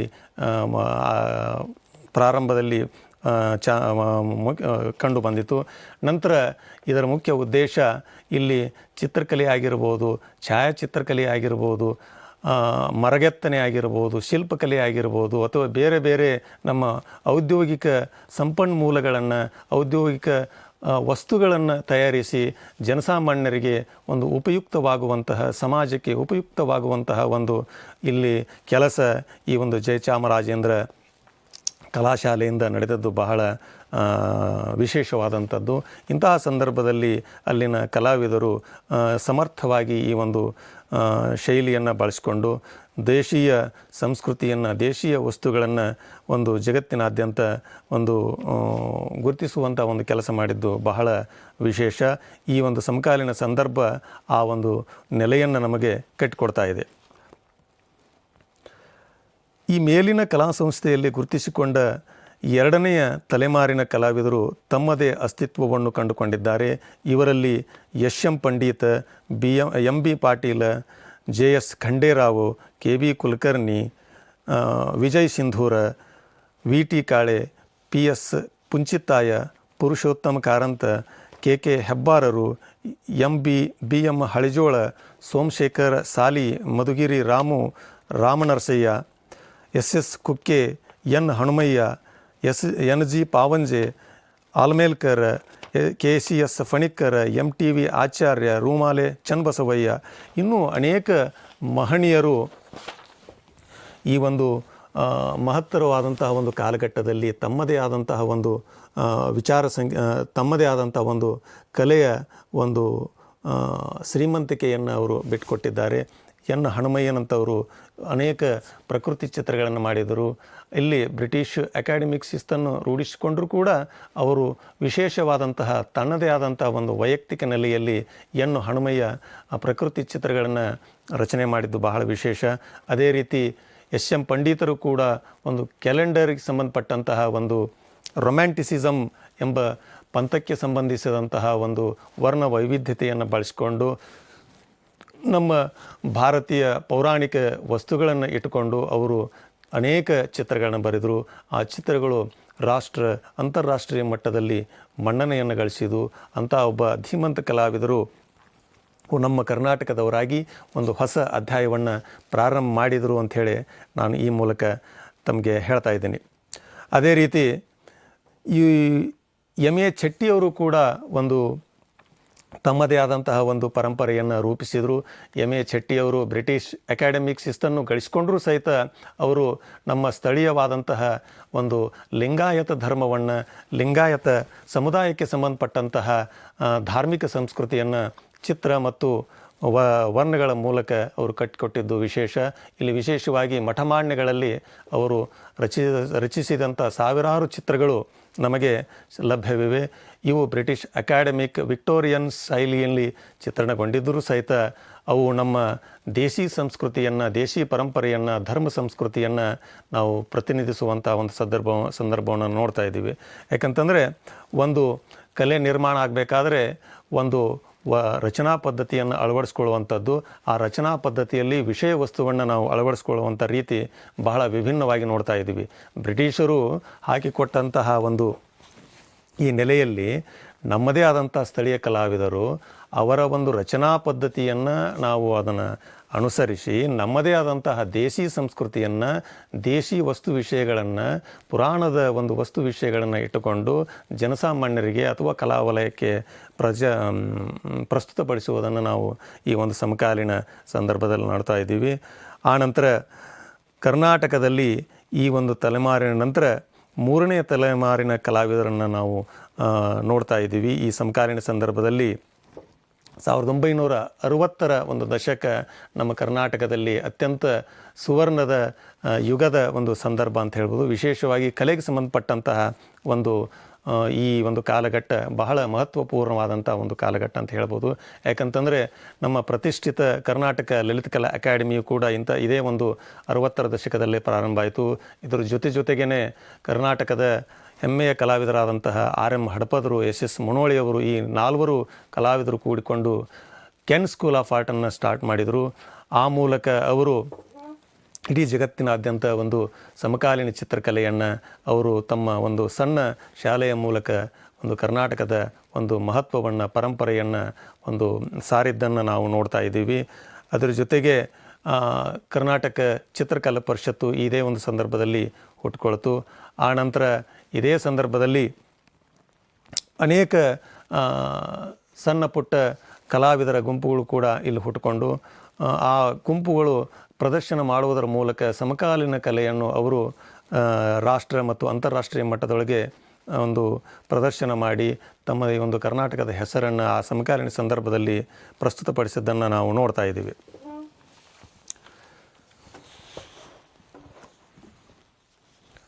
ಈ ಒಂದು ಸಂದರ್ಭದಲ್ಲಿ ಧಾರವಾಡದ DV ಹಾಲ್ಬಾವಿಯವರು, ಗದಗಿನಲ್ಲಿ TP ಅಕ್ಕಿಯವರು ಮತ್ತು ಹುಬ್ಬಳ್ಳಿಯಲ್ಲಿ MV ವಿನಿಜ್ಗಿಯವರು ಒಂದು ಕಲಾಶಾಲೆಯನ್ನು ಸ್ಥಾಪನೆ ಮಾಡಿದರು. ದಕ್ಷಿಣದಲ್ಲಿ ಅಣ ಸುಬ್ರಾಯರು ಬೆಂಗಳೂರಿನಲ್ಲಿ ಒಂದು ಕಲಾಶಾಲೆಯನ್ನು ಪ್ರಾರಂಭ ಮಾಡ್ತಾಯಿದ್ದಾರೆ. 50ರ ಒಂದು ದಶಕದಲ್ಲಿ ಈ ಒಂದು ಕಲಾಶಾಲೆಗಳು ಪ್ರಾರಂಭಗೊಂಡಿದ್ರು ಸಹಿತ ಈ ಒಂದು 60ರ ನಂತರ ಈ ಶಾಲೆಗಳು ತಮ್ಮದೇ ಆದಂಥ ಒಂದು ಚಟುವಟಿಕೆಗಳ ಮೂಲಕ ಇಡೀ ರಾಜ್ಯವನ್ನು ವ್ಯಾಪಿಸಿತು. ಈ ಮೂಲಕ ಅನೇಕ ಪ್ರಬುದ್ಧ ಕಲಾವಿದರು, ಪ್ರಬುದ್ಧ ಚಿತ್ರಕಲಾವಿದರು ಈ ಒಂದು ಸಂಸ್ಥೆಯ ಮೂಲಕ ಬಂದಿದ್ದನ್ನು ನೋಡ್ತಾ ಇದ್ದೀವಿ. ಅವರು ಕೆಲವರು ಶಿಕ್ಷಕರಾಗಿ ಕೆಲಸವನ್ನು ಮಾಡಿದ್ದನ್ನು ನೋಡ್ತಾ ಇದ್ವಿ. ಕೆಲವರು ತಮ್ಮದೇ ಆದಂತಹ ಒಂದು ಸ್ಟುಡಿಯೋವನ್ನು ಇಟ್ಟುಕೊಂಡು ಅಲ್ಲಿ ಕಲೆಯ ರಚನೆಯನ್ನು ಮಾಡುವುದರ ಮೂಲಕ ಈ ಒಂದು ಕಲಾ ಪರಂಪರೆಯನ್ನು ಹುಟ್ಟು ಹಾಕಿದ್ದನ್ನು ನಾವು ನೋಡ್ತಾ ಇದ್ದೀವಿ. ಕೆಲವರು ಕಲಾವಿದರಾಗಿ ಕೆಲಸ ಮಾಡಿದ್ದನ್ನು ನಾವು ನೋಡ್ತಾ ಇದ್ದೀವಿ. ಅದೇ ರೀತಿ ಈ ನಂತರ ಗುಲ್ಬರ್ಗ, ವಿಜಯಪುರ, ಧಾರವಾಡ ಮತ್ತು ಬೇರೆ ಬೇರೆ ಒಂದು ಕಾಲಘಟ್ಟ ಸಂದರ್ಭದಲ್ಲಿ ನಗರಗಳಲ್ಲಿ ಈ ಒಂದು ಕಲೆಯನ್ನು ಹುಟ್ಟಿಸ್ಲಿಕ್ಕೆ, ಕಲೆಯನ್ನು ಅದನ್ನು ಕಲಾವಿದರಿಗೆ ಅನುಕೂಲ ಆಗಲಿ ಅನ್ನೋ ಉದ್ದೇಶ ಕಲಾಶಾಲೆಗಳು ಹುಟ್ಟುಕೊಂಡು ಧಾರವಾಡ, ಗದಗ, ಹುಬ್ಬಳ್ಳಿಯಲ್ಲಿನ ಕಲಾಶಾಲೆಗಳು ಶಿಕ್ಷಕರನ್ನು ತಯಾರು ಮಾಡುವಂಥ ಒಂದು ಕೇಂದ್ರವಾಗಿದ್ದರೆ, ಕೆಲವು ಕಲಾ ಶಿಕ್ಷಣವನ್ನು ಪಡೆದು ಬಹುಪಾಲು ಈ ವೃತ್ತಿಯನ್ನೇ ಅವಲಂಬಿಸಿದ್ದು ನಾವು ನೋಡ್ತಾ ಇದ್ದೀವಿ. ಇವರು ಸ್ವತಂತ್ರ ವೃತ್ತಿಯಲ್ಲಿ ತೊಡಗಿಸಿಕೊಂಡಿದ್ದನ್ನು ನಾವು ಕಾಣ್ತಾ ಇದ್ದೀವಿ. ಬೆಂಗಳೂರಿನ ಕೆನ್ ಕಲಾಶಾಲೆ, ದಾವಣಗೆರೆಯ ದೃಶ್ಯಕಲಾ ವಿಶ್ವವಿದ್ಯಾಲಯದ ಒಂದು ಕಲಾ ಕೇಂದ್ರವನ್ನು ಇದೇ ಸಂದರ್ಭದಲ್ಲಿ ಪ್ರಾರಂಭಗೊಂಡಿದ್ದನ್ನು ನೋಡ್ತಾ ಇದ್ವಿ. ಈ ಮೂಲಕ ಒಂದು ಸಮಕಾಲೀನ ಚಿತ್ರಕಲೆ ರಾಜ್ಯದ ಮೂಲೆ ಮೂಲೆಗಳಿಂದ, ಪ್ರಮುಖ ನಗರಗಳಿಂದ ತನ್ನ ಛಾಪನ್ನು ಮೂಡಿಸಿದ್ದನ್ನು ನಾವು ಈ ಪರಂಪರೆಯಿಂದ ನೋಡ್ತಾ ಇದ್ದೀವಿ. ಇವರಲ್ಲಿ SG Vasudeva, C Chandrashekhara, GS Khanderao, VB Hiregowdar, U Bhaskararao, Rameshrao, Chandranath Acharya, S Dhanalakshmi, MJ Kamalakshi, Shankar Patil, Chisu Krishnashetty, JMS Mani, Peter Louis, ಇನ್ನೂ ಅನೇಕ ಕಲಾವಿದರು ಈ ಒಂದು ಕಾಲಘಟ್ಟದಲ್ಲಿ ಒಂದು ಕಲೆಯನ್ನು ನಿರ್ಮಾಣ ಮಾಡಿ ತಮ್ಮದೇ ಆದಂತಹ ಒಂದು ಹೊಸ ದಿಕ್ಕನ್ನು ಅಲ್ಲಿ ಬದಲಾವಣೆ ಮಾಡಿಸಿದ್ದನ್ನು ನಾವು ನೋಡ್ತಾ ಇದ್ದೀವಿ. ಅವರು ಮಾಡುವಂತಹ ಒಂದು ಕಲಾ ಚಟುವಟಿಕೆಗಳು ಮುಂದಿನ ಯುವ ಪೀಳಿಗೆಗೆ ಅವು ಸಹಾಯಕವಾದವು. ಇಂತಹ ಒಂದು ಸಂದರ್ಭದಲ್ಲಿ Yusuf ಅರಕಲ್, YH ಸೂಗೂರ, KN ರಾಮಚಂದ್ರಣ್ಣ, GS ಶೆಣಯ್ಯ, ಶೀಲಾಗೌಡ, KT Shivaprasad, KS Sherigar, BK Hiremath, Ganesh ಗುಡಿ, KR ಸುಬ್ಬಣ್ಣ, ಹುಬ್ಳಿಕರ್, ಬಸವರಾಜ್ ಉಪ್ಪಿನ, VG ಅಂದಾಣಿ ಕರ್ನಾಟಕದ ಸಮಕಾಲೀನ ಪರಂಪರೆಯಲ್ಲಿ ಮಹತ್ತರವಾದಂಥ ಕೆಲಸ ಮಾಡಿದ್ದನ್ನು ನೋಡ್ತಾ ಇದ್ದೀವಿ. ಯಾಕಂತಂದರೆ ಈ ಒಂದು ಪರಂಪರೆಯ ಕಲಾವಿದರು ಸಮಕಾಲೀನ ಸಂದರ್ಭದಲ್ಲಿ ಒಂದು ಕಲಾ ಕೇಂದ್ರವನ್ನು ಅವರು ಸ್ಥಾಪನೆ ಮಾಡುವುದರ ಜೊತೆಗೆ ಆ ಕೇಂದ್ರದ ಮೂಲಕ ಸ್ಥಳೀಯವಾಗಿರ್ತಕ್ಕಂಥ ಪ್ರಾದೇಶಿಕ ವಸ್ತು ವಿಷಯಗಳನ್ನು ಇಟ್ಟುಕೊಂಡು ಅಲ್ಲಿರ್ತಕ್ಕಂಥ ರೇಖೆ, ಬಣ್ಣ, ವರ್ಣ ಮತ್ತು ಬೇರೆ ಬೇರೆ ವಿಚಾರಗಳನ್ನು ತಮ್ಮ ಕ್ಯಾನ್ವಾಸ್ ಮುಖಾಂತರ ಅಭಿವ್ಯಕ್ತಪಡಿಸಿದ್ದನ್ನು ನೋಡ್ತಾ ಇದ್ದೀವಿ. ಇವು ಹಿಂದಕ್ಕೆ VG ಅಂದಾಣಿಯವರು ಅಧ್ಯಕ್ಷತೆ ಸಂದರ್ಭದಲ್ಲಿ ಅವರು ಅನೇಕ ಒಂದು ಕಲಾ ಪ್ರದರ್ಶನವನ್ನು ಮಾಡಿದರು. ಅದು ಹಳೆಯ ತಲೆಮಾರಿನಿಂದ ಕಲಾವಿದರನ್ನು ಹಿಡ್ಕೊಂಡು ಈ ಹೊಸ ತಲೆಮಾರಿನ ಕಲಾವಿದರವರೆಗೂ ಒಂದು ಕೂಡಿಸುವಂಥ ಕೆಲಸ, ಅವರ ಕಲೆಯನ್ನು ತಿಳಿಸುವಂಥ ಪ್ರಯತ್ನವನ್ನು ಮಾಡಿದರು. ಅಂಥ ಒಂದು ಸಂದರ್ಭದಲ್ಲಿ ನಮ್ಮ ಅನೇಕ ಸಮಕಾಲೀನ ಚಿತ್ರ ಕಲಾವಿದರು ತಮ್ಮದೇ ಆದಂಥ ಒಂದು ಅಸ್ತಿತ್ವವನ್ನು ಕಂಡಿದ್ದನ್ನು ನೋಡ್ತಾ ಇದ್ದೀವಿ. ಅದರಲ್ಲಿ ವಿಶೇಷವಾಗಿ ಇನ್ನೂ ಕೆಲವರು ಕರ್ನಾಟಕದಿಂದ ದೂರ ಉಳಿದು ದೆಹಲಿಯಂತಹ ಒಂದು ಮಹಾನ್ ನಗರಗಳಲ್ಲಿ ಇದ್ದುಕೊಂಡು ಕರ್ನಾಟಕದ ಪರಂಪರೆಯನ್ನು ಸಾರುವಂತಹ ಒಂದು ಕಲಾವಿದರನ್ನು ಕಾಣ್ತಾ ಇದ್ದೀವಿ. ಹಿರಿಯರಾದಂಥ KR ಸುಬ್ಬಣ್ಣ, GR ದಂಡೀನ ಮತ್ತು ರಮೇಶ್ ತೇರ್ದಾಳ ಮುಂತಾದ ಅನೇಕ ಯುವ ಕಲಾವಿದರು ನಮ್ಮ ನ್ಯಾಷನಲ್ ಲೆವೆಲ್ ಅಥವಾ ಈ ರಾಷ್ಟ್ರ ಮಟ್ಟದ ಒಂದು ಕಲಾವಿದರಾಗಿ ದೆಹಲಿಯಂಥ ಒಂದು ಕಲಾ ವಲಯದಲ್ಲಿ ತಮ್ಮನ್ನು ಗುರುತಿಸಿಕೊಂಡು ಆ ಮೂಲಕ ಕರ್ನಾಟಕದ ಒಂದು ಕೆಲಸವನ್ನು ಮಾಡುತ್ತಿದ್ದುದು ನಮಗೆಲ್ಲ ಒಂದು ಸಂತೋಷದ ಸಂಗತಿ. ಈ ಒಂದು ಮೂರನೇ ತಲೆಮಾರಿನ ಕಲಾವಿದರಲ್ಲಿ ನಾವೊಂದು ವಿಶೇಷವಾದಂಥ ಒಂದು ಸಮಕಾಲೀನ ಪರಂಪರೆಯನ್ನು ನಾವು ನೋಡ್ತಾ ಇದ್ದೀವಿ. ಯಾಕಂತಂದರೆ 18ನೇ ಶತಮಾನದ ಒಂದು ಪ್ರವರ್ಧಮಾನದಲ್ಲಿ 1800 ಅಂದರೆ ಶತಮಾನದ ಮಧ್ಯಭಾಗದಲ್ಲಿ ಒಂದು ಫೋಟೋಗ್ರಫಿ ಆವಿಷ್ಕಾರ ಆಗ್ತೈತಿ. ಆ ಒಂದು ಅಂತಾರಾಷ್ಟ್ರೀಯ ಮಟ್ಟದೊಳಗೆ ಒಂದು ಕ್ರಾಂತಿಕಾರಕ ಬೆಳವಣಿಗೆಗಳು ಕಂಡು ಬರ್ತವೆ. ಅದರಲ್ಲಿ ಅನೇಕ ಒಂದು ಕಲಾ ರಚನೆಯ ಪಂಥಗಳು ಹುಟ್ಟುಕೊಳ್ತಾವೆ, ಕಲಾ ಗುಂಪುಗಳು ಹುಟ್ಟುಕೊಳ್ತಾವೆ. ಅದರಲ್ಲಿ ಇಂಪ್ರೆಸ್ನಿಸಮ್ ಪಂಥ ಅಂಥೇಳಿ, ಇದು ಭಾವಮುದ್ರ ಪಂಥ ಅಂಥೇಳಿ, ಅಂದರೆ ಪರಿಣಾಮಕಾರಿಯಾದಂತಹ ಒಂದು ಬೆಳಕು ನೆರಳಿನ ಒಂದು ಸಂಯೋಜನೆಯನ್ನು ಇಟ್ಟುಕೊಂಡು ನೋಡುವಂತಹ ಒಂದು ಇಂಪ್ರೆಸ್ನಿಸಮ್ ಪಂಥ ಅಂತ ಆಗ್ತೈತಿ. ಪೋಸ್ಟ್ ಇಂಪ್ರೆಸ್ನಿಸಮ್ ಪಂಥ, ಎಕ್ಸ್ಪ್ರೆಸ್ನಿಸಮ್ ಪಂಥ ಅಂಥೇಳಿ ಹುಟ್ಕೊಳ್ತಾ ಇದು. ಫಾವಿಸಮ್ ಅಂಥೇಳಿ ಒಂದು ಇನ್ನೊಂದು ಸರಿಯಲಿಸಮ್ಮು ಮತ್ತು ರೊಮ್ಯಾಂಟಿಸಿಸಮ್ಮು, ದಾದಾಯಿಸಮ್ಮು ಇಂತಹ ಒಂದು ಕಲಾ ಗುಂಪುಗಳು ಪ್ರತ್ಯೇಕವಾಗಿ ಅವರು ಅಂತಾರಾಷ್ಟ್ರೀಯ ಮಟ್ಟದಲ್ಲಿ ಅವರು ಒಂದು ಕ್ರಾಂತಿಕಾರಕ ಒಂದು ಬೆಳವಣಿಗೆಯನ್ನು ಮಾಡುವುದನ್ನು ನೋಡ್ತಾ ಇಂತಹ ಒಂದು ಸಂದರ್ಭದಲ್ಲಿ ನಮ್ಮ ಭಾರತಕ್ಕೆ ಅಷ್ಟೇ ಅಲ್ಲ ನಮ್ಮ ಕರ್ನಾಟಕದ ಕಲಾವಿದರ ಮೇಲೂ ಆಗಿದ್ದನ್ನು ನಾವು ನೋಡ್ತಾ ಇದ್ದೀವಿ. ಇಂತಹ ಒಂದು ಸಂದರ್ಭದಲ್ಲಿ ಇಂತಹ ಒಂದು ಇಸಮ್ಸಿಗೆ ಸಂಬಂಧಪಟ್ಟಂಥ ಒಂದು ಸಂದರ್ಭದಲ್ಲಿ ಸಮಕಾಲೀನ ಸಂದರ್ಭದಲ್ಲಿ SG ವಾಸುದೇವ ಅಂಥವರು, ಯೂಸುಫ್ ಫರ್ಕಲ್ ಅಂಥವರು, ಚೀಸು ಕೃಷ್ಣ ಶೆಟ್ಟಿ ಅಂಥವರು ಇಂತಹ ಒಂದು ಪಂಥಗಳನ್ನು ಅನುಸರಿಸಿ ನಮ್ಮದೇ ಆದಂತಹ ಒಂದು ದೇಶಿ ಸಂಸ್ಕೃತಿಯನ್ನು ಚಿತ್ರಗಳ ಮೂಲಕ ಹೊರಗೆ ಹಾಕಿದ್ದನ್ನು ನೋಡ್ತಾ ಇದ್ದೀವಿ.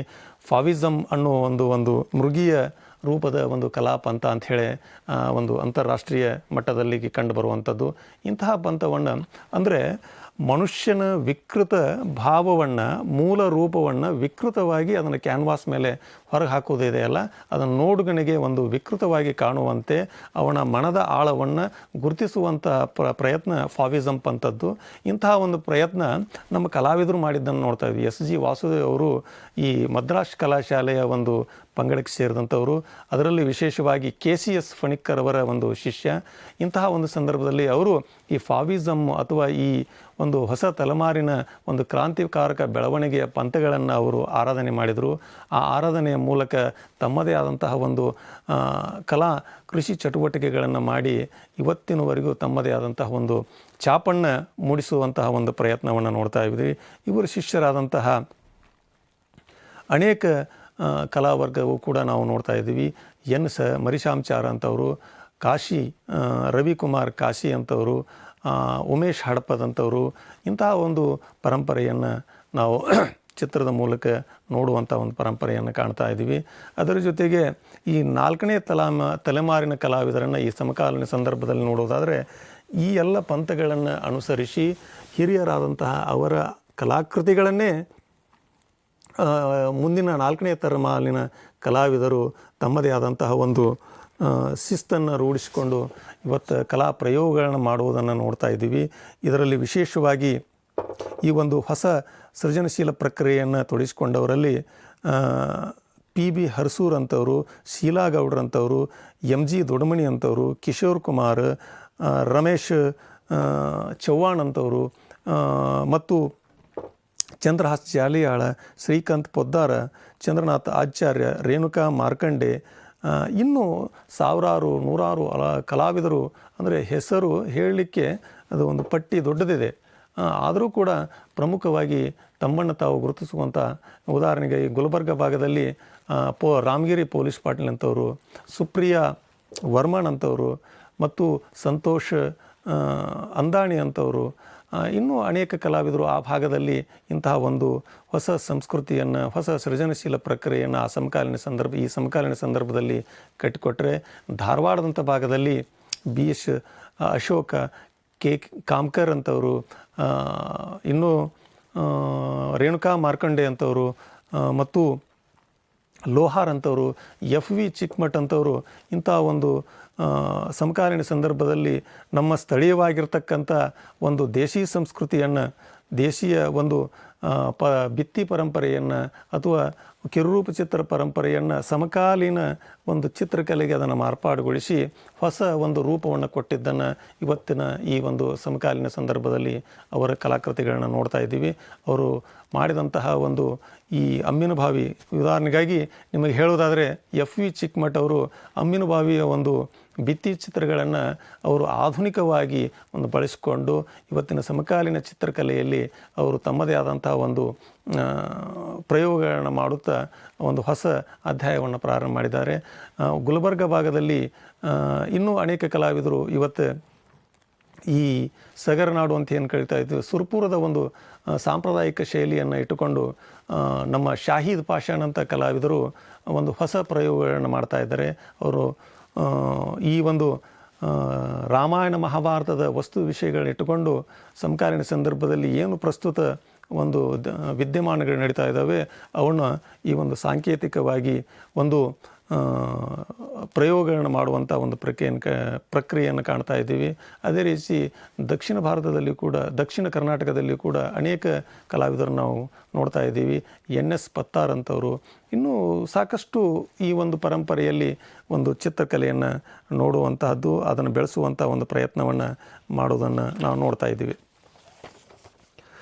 ನಂತರದಲ್ಲಿ ಕರ್ನಾಟಕದ ಸಮಕಾಲೀನ ಚಟುವಟಿಕೆಯು ವೈವಿಧ್ಯಮಯವಾಗಿ ಪ್ರಯೋಗಗೊಳ್ಳುತ್ತಿರುವುದು ವಿಶೇಷ. ಈ ತಲೆಮಾರಿನ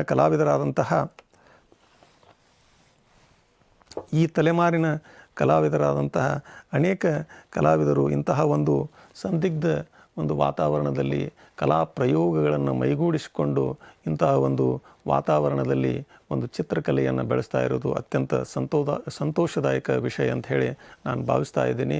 ಯಾಕಂತಂದರೆ ಇವತ್ತು ಜಗತ್ತಿನಾದ್ಯಂತ ಬೇರೆ ಬೇರೆ ಆಯಾಮಗಳು ನಡೀತಾ ಇದ್ದಾವೆ.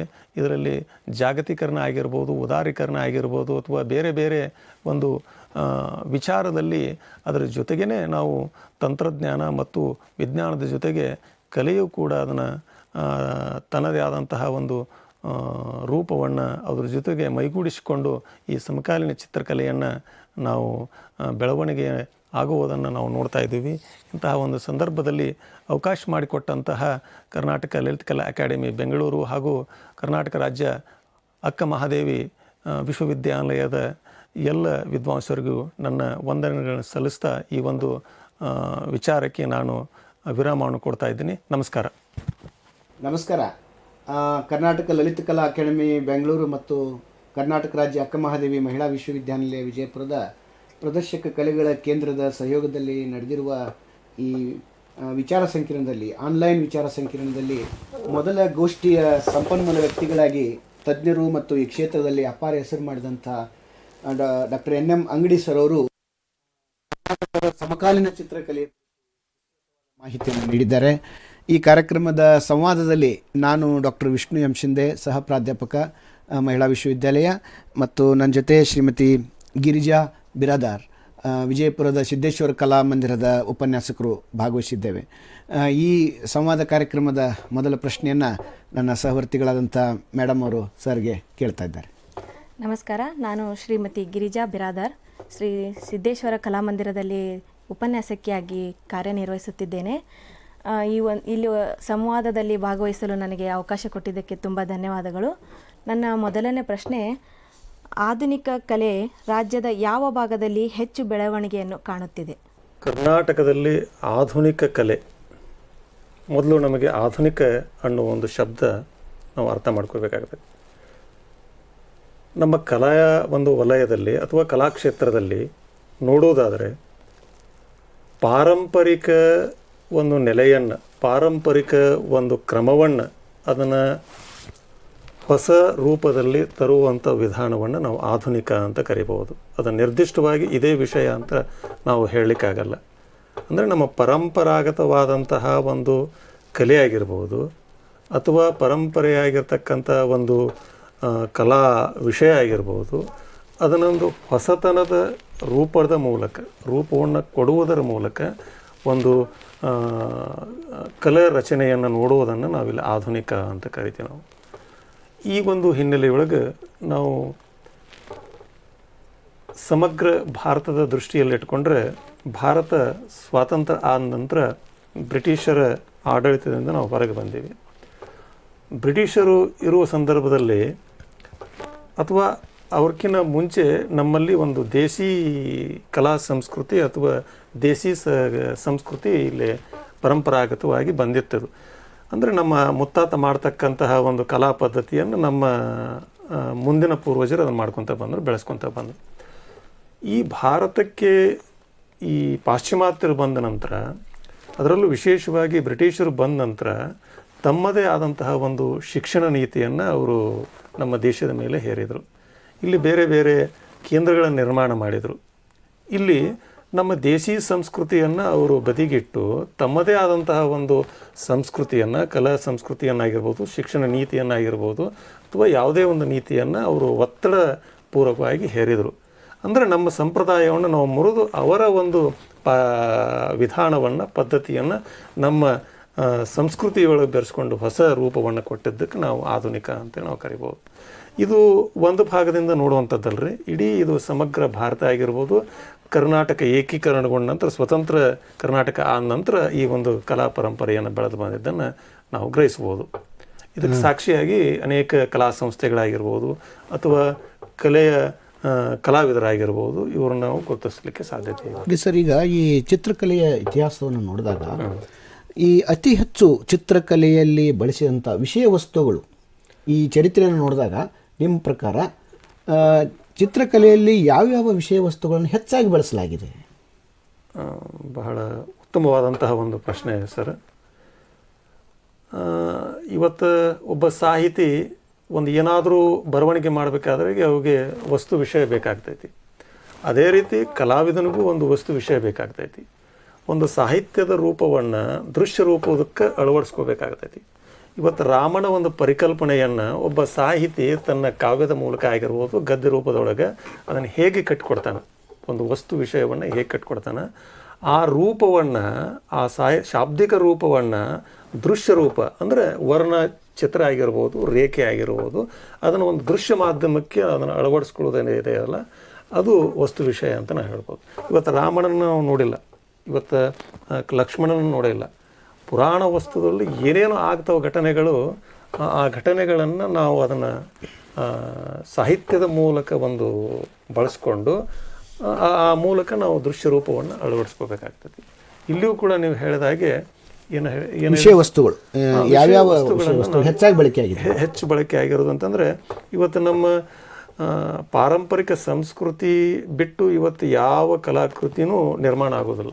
ಇವತ್ತು ನಮ್ಮ ಪರಿಸರ ಆಗಿರ್ಬೋದು, ಇವತ್ತು ನಮ್ಮ ಧಾರ್ಮಿಕ ಸಂಸ್ಕೃತಿ ಆಗಿರ್ಬೋದು, ಪುರಾಣ ವಸ್ತು ವಿಷಯ ಆಗಿರ್ಬೋದು, ಅಥವಾ ಸಾಮಾಜಿಕ ವ್ಯವಸ್ಥೆ ಆಗಿರ್ಬೋದು, ಬದುಕಿನ ನೈಜ ಘಟನೆಗಳಾಗಿರ್ಬೋದು, ಅಥವಾ ರಾಜಕೀಯ ಧಾರ್ಮಿಕ ವ್ಯವಸ್ಥೆ ಆಗಿರ್ಬೋದು, ಈ ವಸ್ತುವನ್ನು ಇಟ್ಟುಕೊಂಡು ಸಾಂದರ್ಭಿಕವಾಗಿ ಇಲುಸ್ಟ್ರೇಷನ್ಸ್, ಸಾಂದರ್ಭಿಕವಾಗಿ ಒಂದು ಚಿತ್ರ ರಚನೆ ಮಾಡೋದನ್ನು ಒಬ್ಬ ಕಲಾವಿದ ಮಾಡ್ತಾನೆ. ಒಂದು ಇದು ಸ್ವಸಂತೋಷಕ್ಕಾಗಿ ಒಂದು ಕಡೆ ನಾವು ನೋಡೋದಾದರೆ, ಇನ್ನೊಂದು ಸಮಾಜಮುಖಿಯಾಗಿ. ಇವತ್ತು ಅಜಂತಾ ಎಲ್ಲೋರ ಚಿತ್ರಗಳು ಭಾಳ ಪುರಾತನದಲ್ಲಿ ರಚನೆಗೊಂಡಿರುವಂಥದ್ದು. ಆ ಪುರಾತನ ಚಿತ್ರಗಳನ್ನು ಇತಿಹಾಸ ಪೂರ್ವದಲ್ಲಿ ರಚನೆಗೊಂಡಿದ್ದನ್ನು ಬ್ರಿಟಿಷರು ಬಂದ ನಂತರ ಲೇಡಿ ಹೆರಿಂಗ್ಹ್ಯಾಮ್ ಅನ್ನೋ ಒಬ್ಬ ಹೆಣ್ಮಗಳು ಸ್ಥಳೀಯ ಕಲಾವಿದರನ್ನು ಇಟ್ಟುಕೊಂಡು ಆ ಕೃತಿಗಳನ್ನು ಪ್ರತಿಕೃತಿ ಮಾಡಿ ರಾಯಲ್ ಯಾವುದು ಲಂಡನ್ದೊಳಗೆ ಇಂಡಿಯಾ ಹೌಸ್ನೊಳಗೆ ಅದನ್ನು ಎಕ್ಸಿಬಿಷನ್ ಮಾಡ್ತಾರೆ. ಎಕ್ಸಿಬಿಷನ್ ಮಾಡಿದಾಗ ಅದು ದುರಂತಕ್ಕೆ ಈಡಾಗ್ತದೆ, ಆ ಗ್ಯಾಲರಿ ಸುಟ್ಟು ಹೋಗ್ತದೆ. ಆದರೂ ಕೂಡ 80-90 ವರ್ಷದ ಒಬ್ಬ ವೃದ್ಧ ಮಹಿಳೆ ಧೃತಿಗೆಡದೆ ನಮ್ಮ ಇಂಡಿಯಾಕ್ಕೆ ಬಂದು ಮತ್ತೆ ಅದನ್ನು ಪುನಃಕೃತಿ ಮಾಡುವಂಥದ್ದು. ಅಲ್ಲಿ ಆ ಇತಿಹಾಸ ಕಾಲಘಟ್ಟಕ್ಕೆ ಹೋದಾಗ ಆ ಸಮಕಾಲೀನ ಸಂದರ್ಭದಲ್ಲಿ ಯಾವ ಧರ್ಮ ಒಂದು ಪ್ರಭಾವ ಒಳಗೊಂಡಿರ್ತೈತಿ, ಆ ಧರ್ಮದ ಒಂದು ಅನುಸಾರವಾಗಿ ಒಬ್ಬ ಕಲಾವಿದ ರಚನೆ ಮಾಡ್ತಾನೆ. ರಾಜರ ಆಡಳಿತಕ್ಕೆ ಬಂದಾಗ ರಾಜರ ಅಭಿಲಾಷೆಗಳನ್ನ ಇಟ್ಟುಕೊಂಡು ರಚನೆ ಮಾಡಬೇಕಾಗ್ತೈತಿ. ತನ್ನದೇ ಆದಂಥ ಒಂದು ವ್ಯಕ್ತಿತ್ವವನ್ನು ಪ್ರದರ್ಶನ ಮಾಡೋಕ್ಕಾಗೋದಿಲ್ಲ. ಇವಾಗ ಯಾವ ಒಂದು ಕಟ್ಟಳೆಗಳೂ ಇಲ್ಲ. ಇವತ್ತು ಕಲಾವಿದ ಸ್ವತಂತ್ರ ಆಗಿದ್ದಾನೆ. ತನಗೆ ಏನು ತಿಳಿತೈತಿ, ತನಗೆ ಏನು ಆನಂದ ಕೊಡ್ತೈತಿ, ಅದನ್ನು ಅಭಿವ್ಯಕ್ತಿ ರೂಪದೊಳಗೆ ಹೊರಗೆ ಹಾಕ್ತಾ ಇದ್ದಾನೆ. ಕೆಲವೊಂದಿಷ್ಟು ಸಂದರ್ಭದೊಳಗೆ ಪೂರಕವಾಗಿ ಯಾರಿಗೆ ಯಾವ ರೀತಿ ಕಲೆಯನ್ನು ರಚನೆ ಮಾಡಬೇಕಾಗಿತ್ತಲ್ಲ, ಆ ಆಶಯಗಳಿಗುಣವಾಗಿ ರಚನೆ ಮಾಡೋದನ್ನು ಕಾಣ್ತಾ ಇದ್ದೀವಿ. ಇಲ್ಲಿ ಕಲಾವಿದನಿಗೆ ವಸ್ತು ವಿಷಯ ನೆಪ ಅಷ್ಟೇ ಸರ್, ಇದಷ್ಟು ನಿರ್ದಿಷ್ಟವಾಗಿ ಇದನ್ನು ಕ್ರಿಯಾಶೀಲತೆ ಮ್ಯಾಗಿದೆ. ಇವತ್ತು ಇನ್ನೊಬ್ರು ಹೇಳಿದ್ದನ್ನು ಇನ್ನೊಬ್ರು ಮಾಡ್ಬೋದು, ಅಥವಾ ಇನ್ನೊಬ್ರು ಮಾಡಿದ್ದನ್ನು ಇನ್ನೊಬ್ಬರು ಮಾಡ್ಲಿಕ್ಕೆ ಅವಕಾಶ. ಒಬ್ಬ ಇದು ಏನು ಮೀಡಿಯೇಟರ್ ಆಗಿ ಕೆಲಸ ಮಾಡುವಂಥದ್ದು. ಸರ್, ಆಧುನಿಕ ಕಲೆಯಲ್ಲಿ ಸಾಂಪ್ರದಾಯಿಕ ಅಂಶಗಳನ್ನು ಇಂದಿನ ಕಲಾವಿದರು ಹೇಗೆ ಬಳಸಿಕೊಳ್ಳುತ್ತಿದ್ದಾರೆ? ಆಧುನಿಕ ಕಲೆಯಲ್ಲಿ ಸಾಂಪ್ರದಾಯಿಕ ಅಂಶಗಳನ್ನು ಇಂದಿನ ಕಲಾವಿದರು ಹೇಗೆ ಬಳಸಿಕೊಳ್ಳುತ್ತಿದ್ದಾರೆ? ಭಾಳ ಉತ್ತಮವಾದಂಥದ್ದು. ಈಗ ಸಂಪ್ರದಾಯ ಅಂತ ಅನ್ನೋದು ಮೊದಲು ನಮ್ಗೆ ಗೊತ್ತಾಗಬೇಕಾದ್ರೆ, ಸಂಪ್ರದಾಯ ಅಂದರೆ ಏನು, ಆ ಸಂಪ್ರದಾಯವನ್ನು ಕಲೆಯೊಳಗೆ ಯಾವ ರೀತಿ ನಾವು ಅದನ್ನು ತರಬೇಕು. ಸಂಪ್ರದಾಯದಂತಂದ್ರೆ ನಮ್ಮ ಪೂರ್ವಜರ ಒಂದು ಸಂಸ್ಕೃತಿಯನ್ನು ಅದನ್ನು ಮುಂದುವರಿಸ್ಕೊಳ್ಳುವಂಥದ್ದು ಒಂದು ಸಂಪ್ರದಾಯದ. ಈಗ ಚಾಲುಕ್ಯ ಸಂಪ್ರದಾಯವನ್ನು ನೋಡಿದಾಗ ಚಾಲುಕ್ಯರ ಕಾಲದ ಸಂದರ್ಭದಲ್ಲಿ ಅವ್ರು ಮಾಡ್ತಕ್ಕಂಥ ಕಲೆ ಆಗಿರ್ಬೋದು, ಶಿಲ್ಪವಾಗಿರ್ಬೋದು, ಮುಂದಿನ ತಲೆಮಾರಿನೊಳಗೆ ಅದನ್ನು ರಚನೆ ಮಾಡ್ಕೊತ ಹೋಗುವಂಥ. ಇವತ್ತು ನಮ್ಮ ಮನೆ ಒಬ್ಬ ಚಿತ್ರ ಮಾಡೋದಿದ್ನಂತಂದ್ರೆ ಉದಾಹರಣೆಗೆ ಕಿನ್ನಾಳ ಕಲಾವಿದ ಅವ್ರ ಮನೆ ಒಳಗೆ ಅದು ಕುಟುಂಬ ಕಲೆ, ಅದು ತಂದೆ ಅದನ್ನು ಮಾಡ್ತಾಯಿದ್ದ, ಮಗ ಅದನ್ನು ಮಾಡ್ತಾಯಿದ್ದ. ಅದನ್ನು ಪರಂಪರೆಯನ್ನು ಇದಕ್ಕೆ ನಾವು ಸಂಪ್ರದಾಯ ಅಂತ ಕರಿತೀವಿ. ನಾವು ಅದನ್ನು ಅನುಸರಿಸ್ಕೊಂಡು ಇನ್ನೊಬ್ಬರಿಗೆ ಸಂಪ್ರದಾಯ ಅಂತಂದ್ರೆ ಅನುಸರಿಸುವಂಥದ್ದು. ಆ ಸಂಪ್ರದಾಯವನ್ನು ನಾವು ಆಧುನಿಕತೆಯಲ್ಲಿ ತೊಗೊಳೋದು ಅಂತಂದರೆ, ಆಗಳೇ ಹೇಳಿದೆ ನಾನು, FV ಚಿಕ್ಕಮಠ ಮತ್ತು ಇಲ್ಲಿ ಗುಲ್ಬರ್ಗದಲ್ಲಿ ವಿಜಯ್ ಹಾಗರಗುಂಡಿಗಿ, ಇನ್ನೊಬ್ಬರು ಶಾಹೀದ್ ಪಾಷಾ ಅಂತೇಳಿ, ಇವರು ಆಧುನಿಕತೆಯ ಒಂದು ರೂಪದಲ್ಲಿ ನಮ್ಮ ಸಾಂಪ್ರದಾಯಿಕ ಪುರಾಣ ಚಿತ್ರಗಳನ್ನು, ಅಂದರೆ ವಿಶೇಷವಾಗಿ ಈ ದಕ್ಕನ್ ಭಾಗದ ಒಂದು ಸಾಂಪ್ರದಾಯಿಕ ಚಿತ್ರಗಳನ್ನು ಅವರು ಆಧುನಿಕತೆಯಲ್ಲಿ ಬಳಸ್ಕೊಳ್ತಾ ಇದ್ದಾರೆ. ಅದನ್ನು ಯಥಾವತ್ತವಾಗಿ ಬಳಸ್ಕೊಳ್ಳದೇ ಇದ್ದರೂ ಕೂಡ ಅಲ್ಲಿರ್ತಕ್ಕಂಥ ರೇಖೆ, ಅಲ್ಲಿರ್ತಕ್ಕಂಥ ಫಾರ್ಮ್ಸು, ಅಲ್ಲಿರ್ತಕ್ಕಂಥ ವಸ್ತು ಅದನ್ನು ಆಧುನಿಕವಾಗಿ ನೋಡುವಂಥ ಒಂದು ದೃಷ್ಟಿಕೋನ. ಆಧುನಿಕ ಅಂತಂದ್ರೆ ಆಗಲೇ ಹಿಂದಿನ ಒಂದು ಇದರೊಳಗೆ ಹೇಳಿದೆ, ನಮ್ಮ ಒಂದು ಹೊಸ ವಿಚಾರ, ಸಂಪ್ರದಾಯವನ್ನು ಮುರಿದು ಹೊಸತನವನ್ನು ರೂಪಿಸುವಂಥದ್ದು. ಅದನ್ನು ಇಂತಹ ಕಲಾವಿದರು ಸಾಕಷ್ಟು ಜನ ಇದ್ದಾರೆ. ಇವತ್ತು ನಮ್ಮ ಭಿತ್ತಿ ಚಿತ್ರ ಪರಂಪರೆ ಮೊದಲ ವಾಡಗಳಲ್ಲಿ ಕಂಡು ಬರ್ತಾಯಿತ್ತು, ದೇವಸ್ಥಾನಗಳಲ್ಲಿ ಕಂಡು ಬರ್ತಾಯಿದ್ವು. ಇವತ್ತೆಲ್ಲ ಅವು ಪ್ರಕೃತಿ ವಿಕೋಪಕ್ಕೆ ಒಳಗಾಗಿ ಅಥವಾ ಮಾನವನ ಒಂದು ನೆಲೆಗಟ್ಟಿನಿಂದ ಅವು ನಶಿಸಿ ಹೋಗ್ತಾ ಇದ್ದಾವೆ. ಅದನ್ನು ಪುನರುಜ್ಜೀವನಗೊಳಿಸುವುದೇನಿದೆ ಅಲ್ಲ, ಅದು ಅನೇಕ ಕಲಾವಿದರು ಇವತ್ತು ನಮ್ಮ ಕರ್ನಾಟಕದಾದ್ಯಂತ ಮಾಡ್ತಾ ಇದ್ದಾರೆ. ಈ ಚಿತ್ರಕಲೆಯಿಂದ ಸರ್, ಸಾಮಾನ್ಯ ಒಬ್ಬ ವ್ಯಕ್ತಿಯಾಗಿ ಕೇಳೋದಾದರೆ ಸಿಗತಕ್ಕಂತಹ ತೃಪ್ತಿ ಅಂಥದ್ದು ಇದು ಉಳಿದ ಕಲಾ ಪ್ರಕಾರಗಳಿಗೆ ಹೋಲಿಸಿದಾಗ ಹೇಗೆ ಅದನ್ನು ನೀವು ವ್ಯಾಖ್ಯಾನಿಸ್ತೀರಿ? ಭಾಳ ಬ್ಯೂಟಿಫುಲ್ ಸಂಗತಿ ಸರ್ ಇದು. ಮನುಷ್ಯನಿಗೆ ತೃಪ್ತಿ ಇರಲಿಲ್ಲ ಅಂತಂದರೆ ನಮಗೇನು ಮಾಡ್ಲಿಕ್ಕೆ ಸಾಧ್ಯತೆ ಇಲ್ಲ. ನಾವು ಊಟ ಮಾಡಬೇಕಾದ್ರೂ ಒಂದು ಸಂತೃಪ್ತಿ ಬೇಕಾಗ್ತೈತಿ, ಇಲ್ಲ ಅಂತಂದ್ರೆ ನಮಗೆ ಅಜೀರ್ಣ ಆಗ್ತೈತಿ. ಇವತ್ತು ನಾವು ಮಾಡೋ ಕೆಲಸದೊಳಗೂ ನಾವು ತೃಪ್ತಿಯನ್ನು ಕಾಣಬೇಕಾಗ್ತೈತಿ. ಕೆಲಸ ಯಾವುದೇ ಇರ್ಬೋದು, ಕಸ ಹೊಡಿದಿರ್ಬೋದು ಅಥವಾ ಒಂದು ಉನ್ನತ ಮಟ್ಟದ ಕೆಲಸನ ಆಗಿರ್ಬೋದು. ಮೊದಲು ನಮಗೆ ಆತ್ಮತೃಪ್ತಿ ಅನ್ನೋದು ಬಹಳ ಮುಖ್ಯ ಆಗ್ತದೆ. ಆ ನಂತರ ಬೇರೆಯವರಿಗೆ ಅದು ತೃಪ್ತಿಯನ್ನು ಕೊಡುವಂಥದ್ದು. ಒಬ್ಬ ಸಹೃದಯನ ಮನಸ್ಸನ್ನು ನಾವು ಗೆಲ್ಲುವಂಥ ಪ್ರಯತ್ನ ಮಾಡ್ಬೋದು. ತೃಪ್ತಿ ಅಂತಂತಂದರೆ, ಈಗ ನಾನು ಮಾಡಬೇಕಾದಾಗ ಒಂದು ನಿರ್ದಿಷ್ಟ ವಿಚಾರಗಳನ್ನ ಇಟ್ಕೊಂಡು ಒಂದು ಚಿತ್ರ ರಚನೆ ಮಾಡ್ತಾ ಇದ್ದೀನಿ. ಆ ಪ್ರಾರಂಭದಲ್ಲಿ ಆ ಚಿತ್ರದ ಪೂರ್ವದಲ್ಲಿ ನಾನು ಗ್ರಹಿಸ್ಕೊಟ್ಟಂಥ ವಿಚಾರ ಅದನ್ನು ಹೊರಗೆ ಹಾಕಿದಾಗ ಆ ಆತ್ಮತೃಪ್ತಿ ನನಗೆ ಸಿಗಲಿಲ್ಲ ಅಂತಂದರೆ ನಾವು ತೃಪ್ತಿಯಿಂದ ವಂಚಿತರಾಗ್ತೀವಿ. ಅದಕ್ಕಿಂತ ಆ ತೃಪ್ತಿಗಿಂತ ಕೊಡ್ತಕ್ಕಂಥ ತೃಪ್ತಿಗಿಂತ ಹೆಚ್ಚು ಸಿಗಬಹುದು. ಇದರಲ್ಲಿ ಕೂಡ ಪ್ರತಿಯೊಬ್ಬ ಕಲಾವಿದನೂ ಕೂಡ ಒಂದು ತಾನು ಮಾಡ್ತಕ್ಕಂಥ ರಚನೆಯ ಒಂದು ಕೆಲಸದಲ್ಲಿ, ಕಲೆಯ ರಚನೆಯಲ್ಲಿ ಸಂತೃಪ್ತಿಯನ್ನು ಕಾಣುವಂಥ ಒಂದು ವಿಚಾರವನ್ನು ನಾನು ಇಲ್ಲಿ ನಿಮ್ಮ ಜೊತೆಗೆ ಹೇಳ್ಬೋದು ಸರ್. ಕಲಾಕೃತಿಗಳಲ್ಲಿ ಆಧುನಿಕತೆಯನ್ನು ಹೇಗೆ ಗ್ರಹಿಸುವುದು? ಇದೇ ಮಾಡರ್ನ್ ಆರ್ಟ್ ಅನ್ನೋದನ್ನು ನಾವು ಹೆಂಗೆ ಇದನ್ನು ಮಾಡ್ಬೋದು? ಈಗ ನಾನು ಈಗಾಗಲೇ ನಿಮ್ಮ ಜೊತೆ ಚರ್ಚೆ ಮಾಡಿದ ಒಂದು ವಿಚಾರದಲ್ಲಿ ಹೇಳೋದಾದರೆ, ರಾಜ ರವಿವರ್ಮ ನೀವು ಹೆಸರು ಕೇಳಿದರೆ, ಅವನು ಕೂಡ ಒಬ್ಬ ಅರಮನೆ ಕಲಾವಿದನಾಗಿ ಕೆಲಸ ಮಾಡಿದ್ದ. ಆ ಸಂದರ್ಭದಲ್ಲಿ ಅವರು ಈ ಕೇರಳದ ತಿರುವಾಂಕೂರಿನ ಒಂದು ರಾಜಮನೆತನದಲ್ಲಿ ಒಬ್ಬ ಕಲಾವಿದನಾಗಿ ಕೆಲಸ ಮಾಡ್ತಿದ್ದ. ಒಬ್ಬ ಚಿತ್ರಗಾರ ಕುಟುಂಬದಿಂದ ಬಂದಂಥ ವ್ಯಕ್ತಿ. ಅಲ್ಲಿ ಥಿಯೋಡರ್ ಜಾನ್ಸನ್ ಅಂಥೇಳಿ ಬ್ರಿಟಿಷ್ ಕಲಾವಿದ ಇದ್ದ. ಥಿಯೋಡರ್ ಜಾನ್ಸನ್ ಆ ಅರಮನೆ ಕಲಾವಿದರ ಒಂದು ಪರಂಪರೆಯಲ್ಲಿದ್ದಾಗ ರಾಜ ರವಿವರ್ಮನ್ ಕೂಡ ಅವರ ಒಂದು ಕಲಾ ರಚನೆಯನ್ನು ಫಾಲೋಅಪ್ ಮಾಡಿದರು. ಅದಕ್ಕಿಂತ ಪೂರ್ವದಲ್ಲಿ ನಮ್ಮಲ್ಲಿ ಸಾಂಪ್ರದಾಯಿಕ ಒಂದು ಪರಂಪರೆ ವ್ಯವಸ್ಥೆ ಇತ್ತು, ರಚನೆ ಮಾಡುವಂಥದ್ದು. ನಮ್ಮ ಧರ್ಮ ಸಂಸ್ಕೃತಿ ಆಗಿರ್ಬೋದು, ರಾಜಕೀಯ ಆಗಿರ್ಬೋದು, ಅಥವಾ ಇನ್ಯಾವುದೋ ಒಂದು ಸ್ಥಳೀಯ ವಾತಾವರಣದ ಒಂದು ಸಂಸ್ಕೃತಿಯನ್ನು ನಾವು ಪಾರಂಪರಿಕವಾಗಿ ನಡೆಸ್ಕೊಂಡು ಬಂದಿದ್ದು. ಬ್ರಿಟಿಷರು ಯಾವಾಗ ಬಂತರು ಅಂತಂದಾಗ ಆವಾಗ ಅವರದೇ ಆದಂತಹ ಒಂದು ವರ್ಣ ಪದ್ಧತಿಯನ್ನು ಅಳವಡಿಸ್ಕೊಂಡ್ರು. ವಿಶೇಷವಾಗಿ ವರ್ಣ ಪದ್ಧತಿ ಏನು ಅಂತಂದರೆ, ನಮ್ಮಲ್ಲಿ ಸ್ಥಳೀಯವಾಗಿ ಸಿಗ್ತಕ್ಕಂಥ ವರ್ಣ ಪರಿಕರಗಳನ್ನು ಬಳಸ್ಕೊಳ್ತಾ ಇದ್ರು. ವಿದೇಶದಿಂದ ಏನು ಮಾಡಿದರು ಅಂತಂದರೆ ತೈಲ ವರ್ಣವನ್ನು ಅವರು ಆ ಸಂದರ್ಭದಲ್ಲಿ ಬಳಸ್ಕೊಂಡ್ರು. ಅವರು ನಮ್ಮಲ್ಲಿ ತೈಲ ವರ್ಣದ ಬಳಕೆ ಅವ್ರಕಿನ ಬರುವ ಪೂರ್ವದಲ್ಲಿ ಇದ್ದಿಲ್ಲ. ಇಲ್ಲಿರ್ತಕ್ಕಂಥ ಒಂದು ಸ್ಥಳೀಯವಾಗಿ ಇವತ್ತು ಬಣ್ಣಗಳನ್ನು ಕಲಾವಿದರೇ ಸಿದ್ಧತೆ ಮಾಡ್ಕೊಳ್ತಾ ಇದ್ದರು. ತಾವೇ ಸಿದ್ಧತೆ ಮಾಡಿಕೊಂಡು ತಮ್ಮ ಕೃತಿಯನ್ನು ರಚನೆ ಮಾಡಿದ್ರು. ಅಲ್ಲಿರ್ತಕ್ಕಂಥ ವಿದೇಶಿ ಒಂದು ಪದ್ಧತಿಯನ್ನು ಇವರು ಹೊರಗೆ ತಂದರು. ಇಲ್ಲಿ ನೀವು ಆಧುನಿಕತೆಯನ್ನು ಕಲಾಕೃತಿಯಲ್ಲಿ ಹೇಗೆ ನೋಡ್ತೀವಿ ಅಂತಂದರೆ, ಸಂಪ್ರದಾಯವನ್ನು ಮುರಿದು ಹಾಕಿ ಒಬ್ಬ ರಾಜ ರವಿವರ್ಮ ತನ್ನ ಹೊಸ ಒಂದು ದಿಕ್ಕನ್ನು ಅವರು ಕಲಾಕೃತಿಯ ಮೂಲಕ ತೋರಿಸಿದರು. ಹೌದಾ? ಅವನ ನಂತರ ಮುಂದಿನ ತಲೆಮಾರಿನ ಕಲಾವಿದರು ಕೂಡ ಅಂತಹ ಒಂದು ಆಧುನಿಕ ಶೈಲಿಯ ಒಂದು ಪದ್ಧತಿಯನ್ನು ನಮ್ಮ ಸಾಂಪ್ರದಾಯಿಕ ಒಂದು ಕಲೆಯ ಚೌಕಟ್ಟನ್ನು ಮುರಿದು ಅದನ್ನು ವಿರೋಧಿಸಿ ಅದನ್ನು ತಳ್ಳಿಟ್ಟು ಆ ಒಂದು ಹೊಸ ಪರಂಪರೆಯನ್ನು ನಾವು ಅದನ್ನು ಅನುಭವಿಸಿದ್ವಿ, ಅದನ್ನು ಒಪ್ಕೊಂಡಿವಿ. ಆ ಮೂಲಕ ಚಿತ್ರವನ್ನು ಅದು ಖುಷಿ ಕೊಡೋಕತ್ತು. ಯಾಕಂತಂದರೆ 18ನೇ ಶತಮಾನದ ಪ್ರಾರಂಭದಲ್ಲಿ ಫೋಟೋಗ್ರಫಿ ಆವಿಷ್ಕಾರ ಆಯಿತು.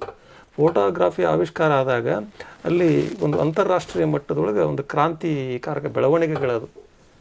ಯಾಕಂತಂದ್ರೆ ನೈಜ ಚಿತ್ರಕಲೆ ಅಲ್ಲಿ ಕೇಳೋರಿರಲಿಲ್ಲ. ಯಾಕಂತಂದ್ರೆ ಯಥಾವತ್ತವಾಗಿ ಒಂದು ಫೋಟೋಗ್ರಫಿ ನಮಗೆ ಚಿತ್ರಣ ಮಾಡಿಕೊಟ್ಟಾಗ ಒಬ್ಬ ನೈಜ ಚಿತ್ರಕಲಾವಿದ ವಾರಂಗಂಟ್ಲೆ ತಿಂಗಳಗಂಟ್ಲೆ ಮಾಡಿದ್ದನ್ನು ಅಲ್ಲಿ ವಿರೋಧ ಮಾಡಕತ್ತಿದ್ರು. ಈ ಹೊಸ ಟೆಕ್ನಾಲಜಿ ಏನೈತಲ್ರಿ ಅದು ಖುಷಿ ಕೊಡೋಕತ್ತು. ಇವತ್ತು ನಾವಾದರೂ ಅದೇ, ಇವತ್ತು ಮೊದಲೆಲ್ಲ ಒಂದು ಸಿನಿಮಾ ಬ್ಯಾನರ್ ಗ್ರಾಫ್ ಹಾಕ್ಕೊಂಡು ಸಿನಿಮಾ ನಟ ನಟಿಯರನ್ನ ಚಿತ್ರ ಮಾಡಿ ಬೋರ್ಡ್ ಹಾಕ್ತಾಯಿದ್ರು. ಇವತ್ತು ತಂತ್ರಜ್ಞಾನ, ಇವತ್ತು ಟೆಕ್ನಾಲಜಿ ಯಾವಾಗ ಇಂಟ್ರೊಡ್ಯೂಸ್ ಆಯಿತು ಅದು ನಾವು ಒಂದೇ ಕ್ಷೇತ್ರಕ್ಕೆ ಬರಲಿಲ್ಲ. ಇವತ್ತು ಆರ್ಟ್ ಫೀಲ್ಡ್ ಆಗಿರ್ಬೋದು ಅಥವಾ ಬಿಸ್ನೆಸ್ ಆಗಿರ್ಬೋದು, ಎಲ್ಲ ಫೀಲ್ಡ್ನೊಳಗೂ ಬಂತು. ಅವಾಗ ನಾವು ಒಂದು ಸದ್ಬಳಕೆ ಮಾಡ್ಕೊಳಕತ್ತಿದ್ವಲ್ಲ, ಇದು ಹೊಸತನವನ್ನು. ಸರ್, ಈಗ ಇದು ಸಾಂಪ್ರದಾಯಿಕ ಚೌಕಟ್ಟನ್ನು ದಾಟಿ ಆಧುನಿಕತೆಯ ಕಲಾ ಹಂತದಲ್ಲಿ ನಾವಿದ್ದೇವೆ. ನೀವು ಆ ಥರದ ವಿದ್ಯಾರ್ಥಿಗಳಿಗೆ ಪಾಠನೂ ಕೂಡ ಮಾಡ್ತೀವಿ. ಹೊಸ ತಲೆಮಾರು ಈ ಕ್ಷೇತ್ರವನ್ನು ಹೇಗೆ ಪ್ರತಿಕ್ರಿಯಿಸ್ತಾ ಇದೆ, ಹೇಗೆ ಇದಕ್ಕೆ ಭಾಗವಹಿಸ್ತಾ ಇದೆ? ಹೊಸ ತಲೆಮಾರು ಆಧುನಿಕತೆಯ ಚಿತ್ರಕಲೆಯಲ್ಲಿ ಹೇಗೆ ಪ್ರತಿಕ್ರಿಯಿಸ್ತಾ ಇದೆ? ಸರ್, ಭಾಳ ಒಳ್ಳೆಯ ಕ್ವಶನ್ ಸರ್. ಈ ಒಂದು ಆಧುನಿಕ ಒಂದು ವಿಚಾರವನ್ನು ಇಟ್ಕೊಂಡು ಇವತ್ತಿನ ಒಂದು ಕಲಾವಿದರ ಒಂದು ಗುಂಪು ಅತ್ಯಂತ ಕ್ರಿಯಾಶೀಲವಾಗಿ ನಮ್ಮ ಕರ್ನಾಟಕದ ಆಯಾ ಭಾಗಗಳಲ್ಲಿ, ವಿಶೇಷವಾಗಿ ಆಯಾ ಕಲಾ ಕಾಲೇಜಿನ ವಾತಾವರಣದಲ್ಲಿ ಕಲಿತಂಥ ವಿದ್ಯಾರ್ಥಿಗಳು, ಆ ಒಂದು ಅಕಾಡೆಮಿಕ್ ಶಿಸ್ತಿನಲ್ಲಿ ಕಲಿತಂಥ ವಿದ್ಯಾರ್ಥಿಗಳು ಕಲಾವಿದರಾಗಿ ತಮ್ಮನ್ನು ತಾವು ರೂಪಿಸ್ಕೊಳ್ತಾ ಇದ್ದಾರೆ. ಅಂದರೆ ಇವತ್ತು ನಮ್ಮ ಕಲೆ ಕೇವಲ ಇದು ವಿಜಯಪುರಕ್ಕೆ ಸೀಮಿತ ಅಲ್ಲ, ಇದು ಒಂದು ಧಾರವಾಡಕ್ಕೆ ಸೀಮಿತ ಇಲ್ಲ, ಇದು ಜಾಗತಿಕ ಮಟ್ಟದೊಳಗೆ ನಡೆಯುವಂಥದ್ದು. ಇವತ್ತೆಲ್ಲ ಆನ್ಲೈನ್ ಮುಖಾಂತರ ನಮ್ಮ ಕಲಾಕೃತಿ ಇಡೀ ಒಂದು ವರ್ಲ್ಡ್ ವೈಡ್ನೊಳಗೆ ಅದು ಪ್ರದರ್ಶನ ಆಗ್ತೈತಿ. ಅಲ್ಲಿ ಪ್ರತಿಕ್ರಿಯೆಗಳು ಹೇಗೆ ಬರ್ತಾ ಇದ್ದಾವೆ. ಇವತ್ತು ಈ ಒಂದು ಮಾಧ್ಯಮವನ್ನು ಸದ್ಬಳಕೆ ಮಾಡ್ಕೋತಾ ಇದ್ದೀವಿ. ಅದು ಭಾಳ ಖುಷಿ ಕೊಡುವಂಥ ವಿಚಾರ. ಇವತ್ತು ಒಂದು ಕೃತಿ ನಾವು ಲಂಡನ್ದೊಳಗೆ ಹೋಗಿ ಎಕ್ಸಿಬಿಷನ್ ಮಾಡೋಕ್ಕಾಗೋದಿಲ್ಲ. ಇವತ್ತು ನಮ್ಮದು ಒಂದು ಯಾವುದಾದ್ರೂ ಒಂದು ಮಾಧ್ಯಮದೊಳಗೆ ಅದನ್ನು ಕೈ ಬಿಟ್ಟಿವಿ ಅಂತಂದ್ರೆ ಅದು ಇಡೀ ವರ್ಲ್ಡ್ ವೈಡ್ ಅದು ಜನರಿಗೆ ಮುಟ್ಟುವಂಥ ಒಂದು ಇದೇ ಕಾರ್ಯಕ್ರಮ ಅದಕ್ಕೆ ಸಾಕ್ಷಿ. ನೀವು ಮಾಡ್ತಕ್ಕಂಥ ಈ ಉಪನ್ಯಾಸ ಇವತ್ತು ಲಕ್ಷಾಂತರ ಜನರಿಗೆ ಮಾಧ್ಯಮ ಮೂಲಕ ನಾವೊಂದು ಯಾವುದೋ ಒಂದು ಆಫ್ಲೈನ್ದೊಳಗೆ ಮಾಡಿದ್ವಿ ಅಂತಂದ್ರೆ ಒಂದು 10-20 ಜನಕ್ಕೋ ಸೀಮಿತ ಜನಕ್ಕೆ ಅದು ಮುಟ್ತಾ ಇತ್ತು. ಇವತ್ತು ನಾವು ಮಾತಾಡುವಂಥದ್ದು, ನಾವು ಚರ್ಚೆ ಆಗುವಂಥ ವಿಷಯ ಇಡೀ ವರ್ಲ್ಡ್ ವೈಡ್ ಅದು ಪ್ರಸಾರ ಆಗ್ತಾ ಇದೆ. ಜನರ ಪ್ರತಿಕ್ರಿಯೆ ಬರ್ತೈತಿ. ಇದು ಒಂದು ಕೊನೆಯ ಸಂವಾದದ ವೇಳೆ ಮುಕ್ತಾಯ ಆಗ್ತಾ ಇರೋದ್ರಿಂದ ಕೊನೆಯ ಒಂದು ಪ್ರಶ್ನೆಯನ್ನು ನಾನು ಕೇಳಲಿಕ್ಕೆ ಇಷ್ಟಪಡ್ತೀನಿ ಸರ್. ಈ ಸಾಂಪ್ರದಾಯಿಕತೆಯಿಂದ ಆಧುನಿಕತೆ ಕಡೆಗೆ ನಾವು ಬದಲಾಗ್ತಾ ಇದ್ದೀವಿ. ನಿಮ್ಮ ದೃಷ್ಟಿಯಲ್ಲಿ ಯಾವ್ಯಾವ ವಸ್ತುಗಳಲ್ಲಿ, ವಿಷಯಗಳಲ್ಲಿ ನಾವು ಇನ್ನೂ ಹೊಸದನ್ನು ತರಬೇಕು ಅಂತ ಅನಿಸ್ತಾ ಇದೆ? ಬಹಳ ಉತ್ತಮವಾದಂಥ ವಿಚಾರ ಸರ್. ಇವತ್ತಿನ ಜನ್ರೇಷನ್ನು ಸಂಪ್ರದಾಯವನ್ನು ನಾವು ಕಲಾ ರಚನೆಯ ದೃಷ್ಟಿಯಿಂದ ನೋಡುವಂಥದ್ದಲ್ಲ. ಇವತ್ತು ನಮ್ಮ ರಕ್ತಗತವಾಗಿ ಬಂದಿರತಕ್ಕಂಥ ನಮ್ಮ ಪೂರ್ವಜರ ಒಂದು ವಿಚಾರವನ್ನು, ಅವರ ಬದುಕಿನ ಒಂದು ಸ್ಥಿತಿಯನ್ನು ಇವತ್ತು ನಾವು ಬದಲಾವಣೆ ಆದರೂ ಕೂಡ ನಮ್ಮ ಕೆಲವೊಂದಿಷ್ಟು ಅಂಶಗಳನ್ನು ನಾವು ಬಿಟ್ಕೊಡೋಕ್ಕಾಗ್ತಾ ಇಲ್ಲ. ಅದು ನಮ್ಮ ಜೊತೆಗೇ ಬರ್ತಾಯಿದೆ. ಆದರೆ ನಮ್ಮ ವೇಷಭೂಷಣಗಳ ಬದಲಾವಣೆ ಆಗಿರ್ಬೋದು, ಕಲಾ ರಚನೆ ಬದಲಾವಣೆ ಆಗಿರ್ಬೋದು, ಆದರೆ ನಾವು ಮಾಡ್ತಕ್ಕಂಥ ಒಂದು ಆ ಕೃತಿಯ ಒಂದು ಸತ್ವ ಏನಿದೆ ಅಲ್ಲ, ಅದು ಒಂದು ಸಂಪ್ರದಾಯವನ್ನು, ನಮ್ಮ ಧರ್ಮ ಸಂಸ್ಕೃತಿಯನ್ನು, ನಮ್ಮ ನೆಲದ ಸಂಸ್ಕೃತಿಯನ್ನು ಅದು ಮೈಗೂಡಿಸ್ಕೊಳ್ತೈತಿ. ಇವತ್ತು ನಾವು ನಮ್ಮ ಏನು ಒಂದು ಕುಟುಂಬ ವ್ಯವಸ್ಥೆ ಆಗಿರ್ಬೋದು, ಧರ್ಮ ವ್ಯವಸ್ಥೆಯನ್ನು ನಾವು ಆಧುನಿಕವಾಗಿ ಬಳಸ್ಕೊಳ್ತಾ ಇದ್ದೀವಿ ಹೊರತಾಗಿ ಇವತ್ತು ಪಾಶ್ಚಿಮಾತ್ಯ ಸಂಸ್ಕೃತಿಯನ್ನು ನಾವು ಉಡುಗೆ ತೊಡುಗೆಯಿಂದ ನೋಡ್ತಾ ಇದ್ದೀವಿ. ಆದರೆ ಒಳಗಿರ್ತಕ್ಕಂಥ ನಮ್ಮ ಬದುಕಿನ ಒಂದು ಸ್ಥಿತ್ಯಂತರ ಏನಿದೆ ಅಂತಂದರೆ ನಮ್ಮ ನೆಲದ ಸಂಸ್ಕೃತಿಯನ್ನು ನಾವು ನೋಡ್ತಾ ಇದ್ದೀವಿ. ಆದರೂ ಕೂಡ ಇವತ್ತಿನ ಒಂದು ಜಾಗತಿಕ ಮಟ್ಟದಲ್ಲಿ ಬೆಳೆಯತಕ್ಕಂಥ ಬೇರೆ ಬೇರೆ ಕ್ಷೇತ್ರ ಜೊತೆಗೆ ನಮ್ಮ ಕಲಾಕ್ಷೇತ್ರವೂ ಕೂಡ ತನ್ನದೇ ಆದಂಥ ಒಂದು ಅಸ್ತಿತ್ವವನ್ನು ರೂಪಿಸ್ಕೊಳ್ತಾ ಇದೆ. ಆ ನಿಟ್ಟಿನೊಳಗೆ ಕರ್ನಾಟಕದಲ್ಲಿ ಕೇವಲ ಕೆಲವೊಂದಿಷ್ಟು ಕಾಲೇಜಿನಲ್ಲಿ ಕಲಿತಂಥ ವಿದ್ಯಾರ್ಥಿಗಳು ಹೋಗ್ತಾ ಇದ್ರು.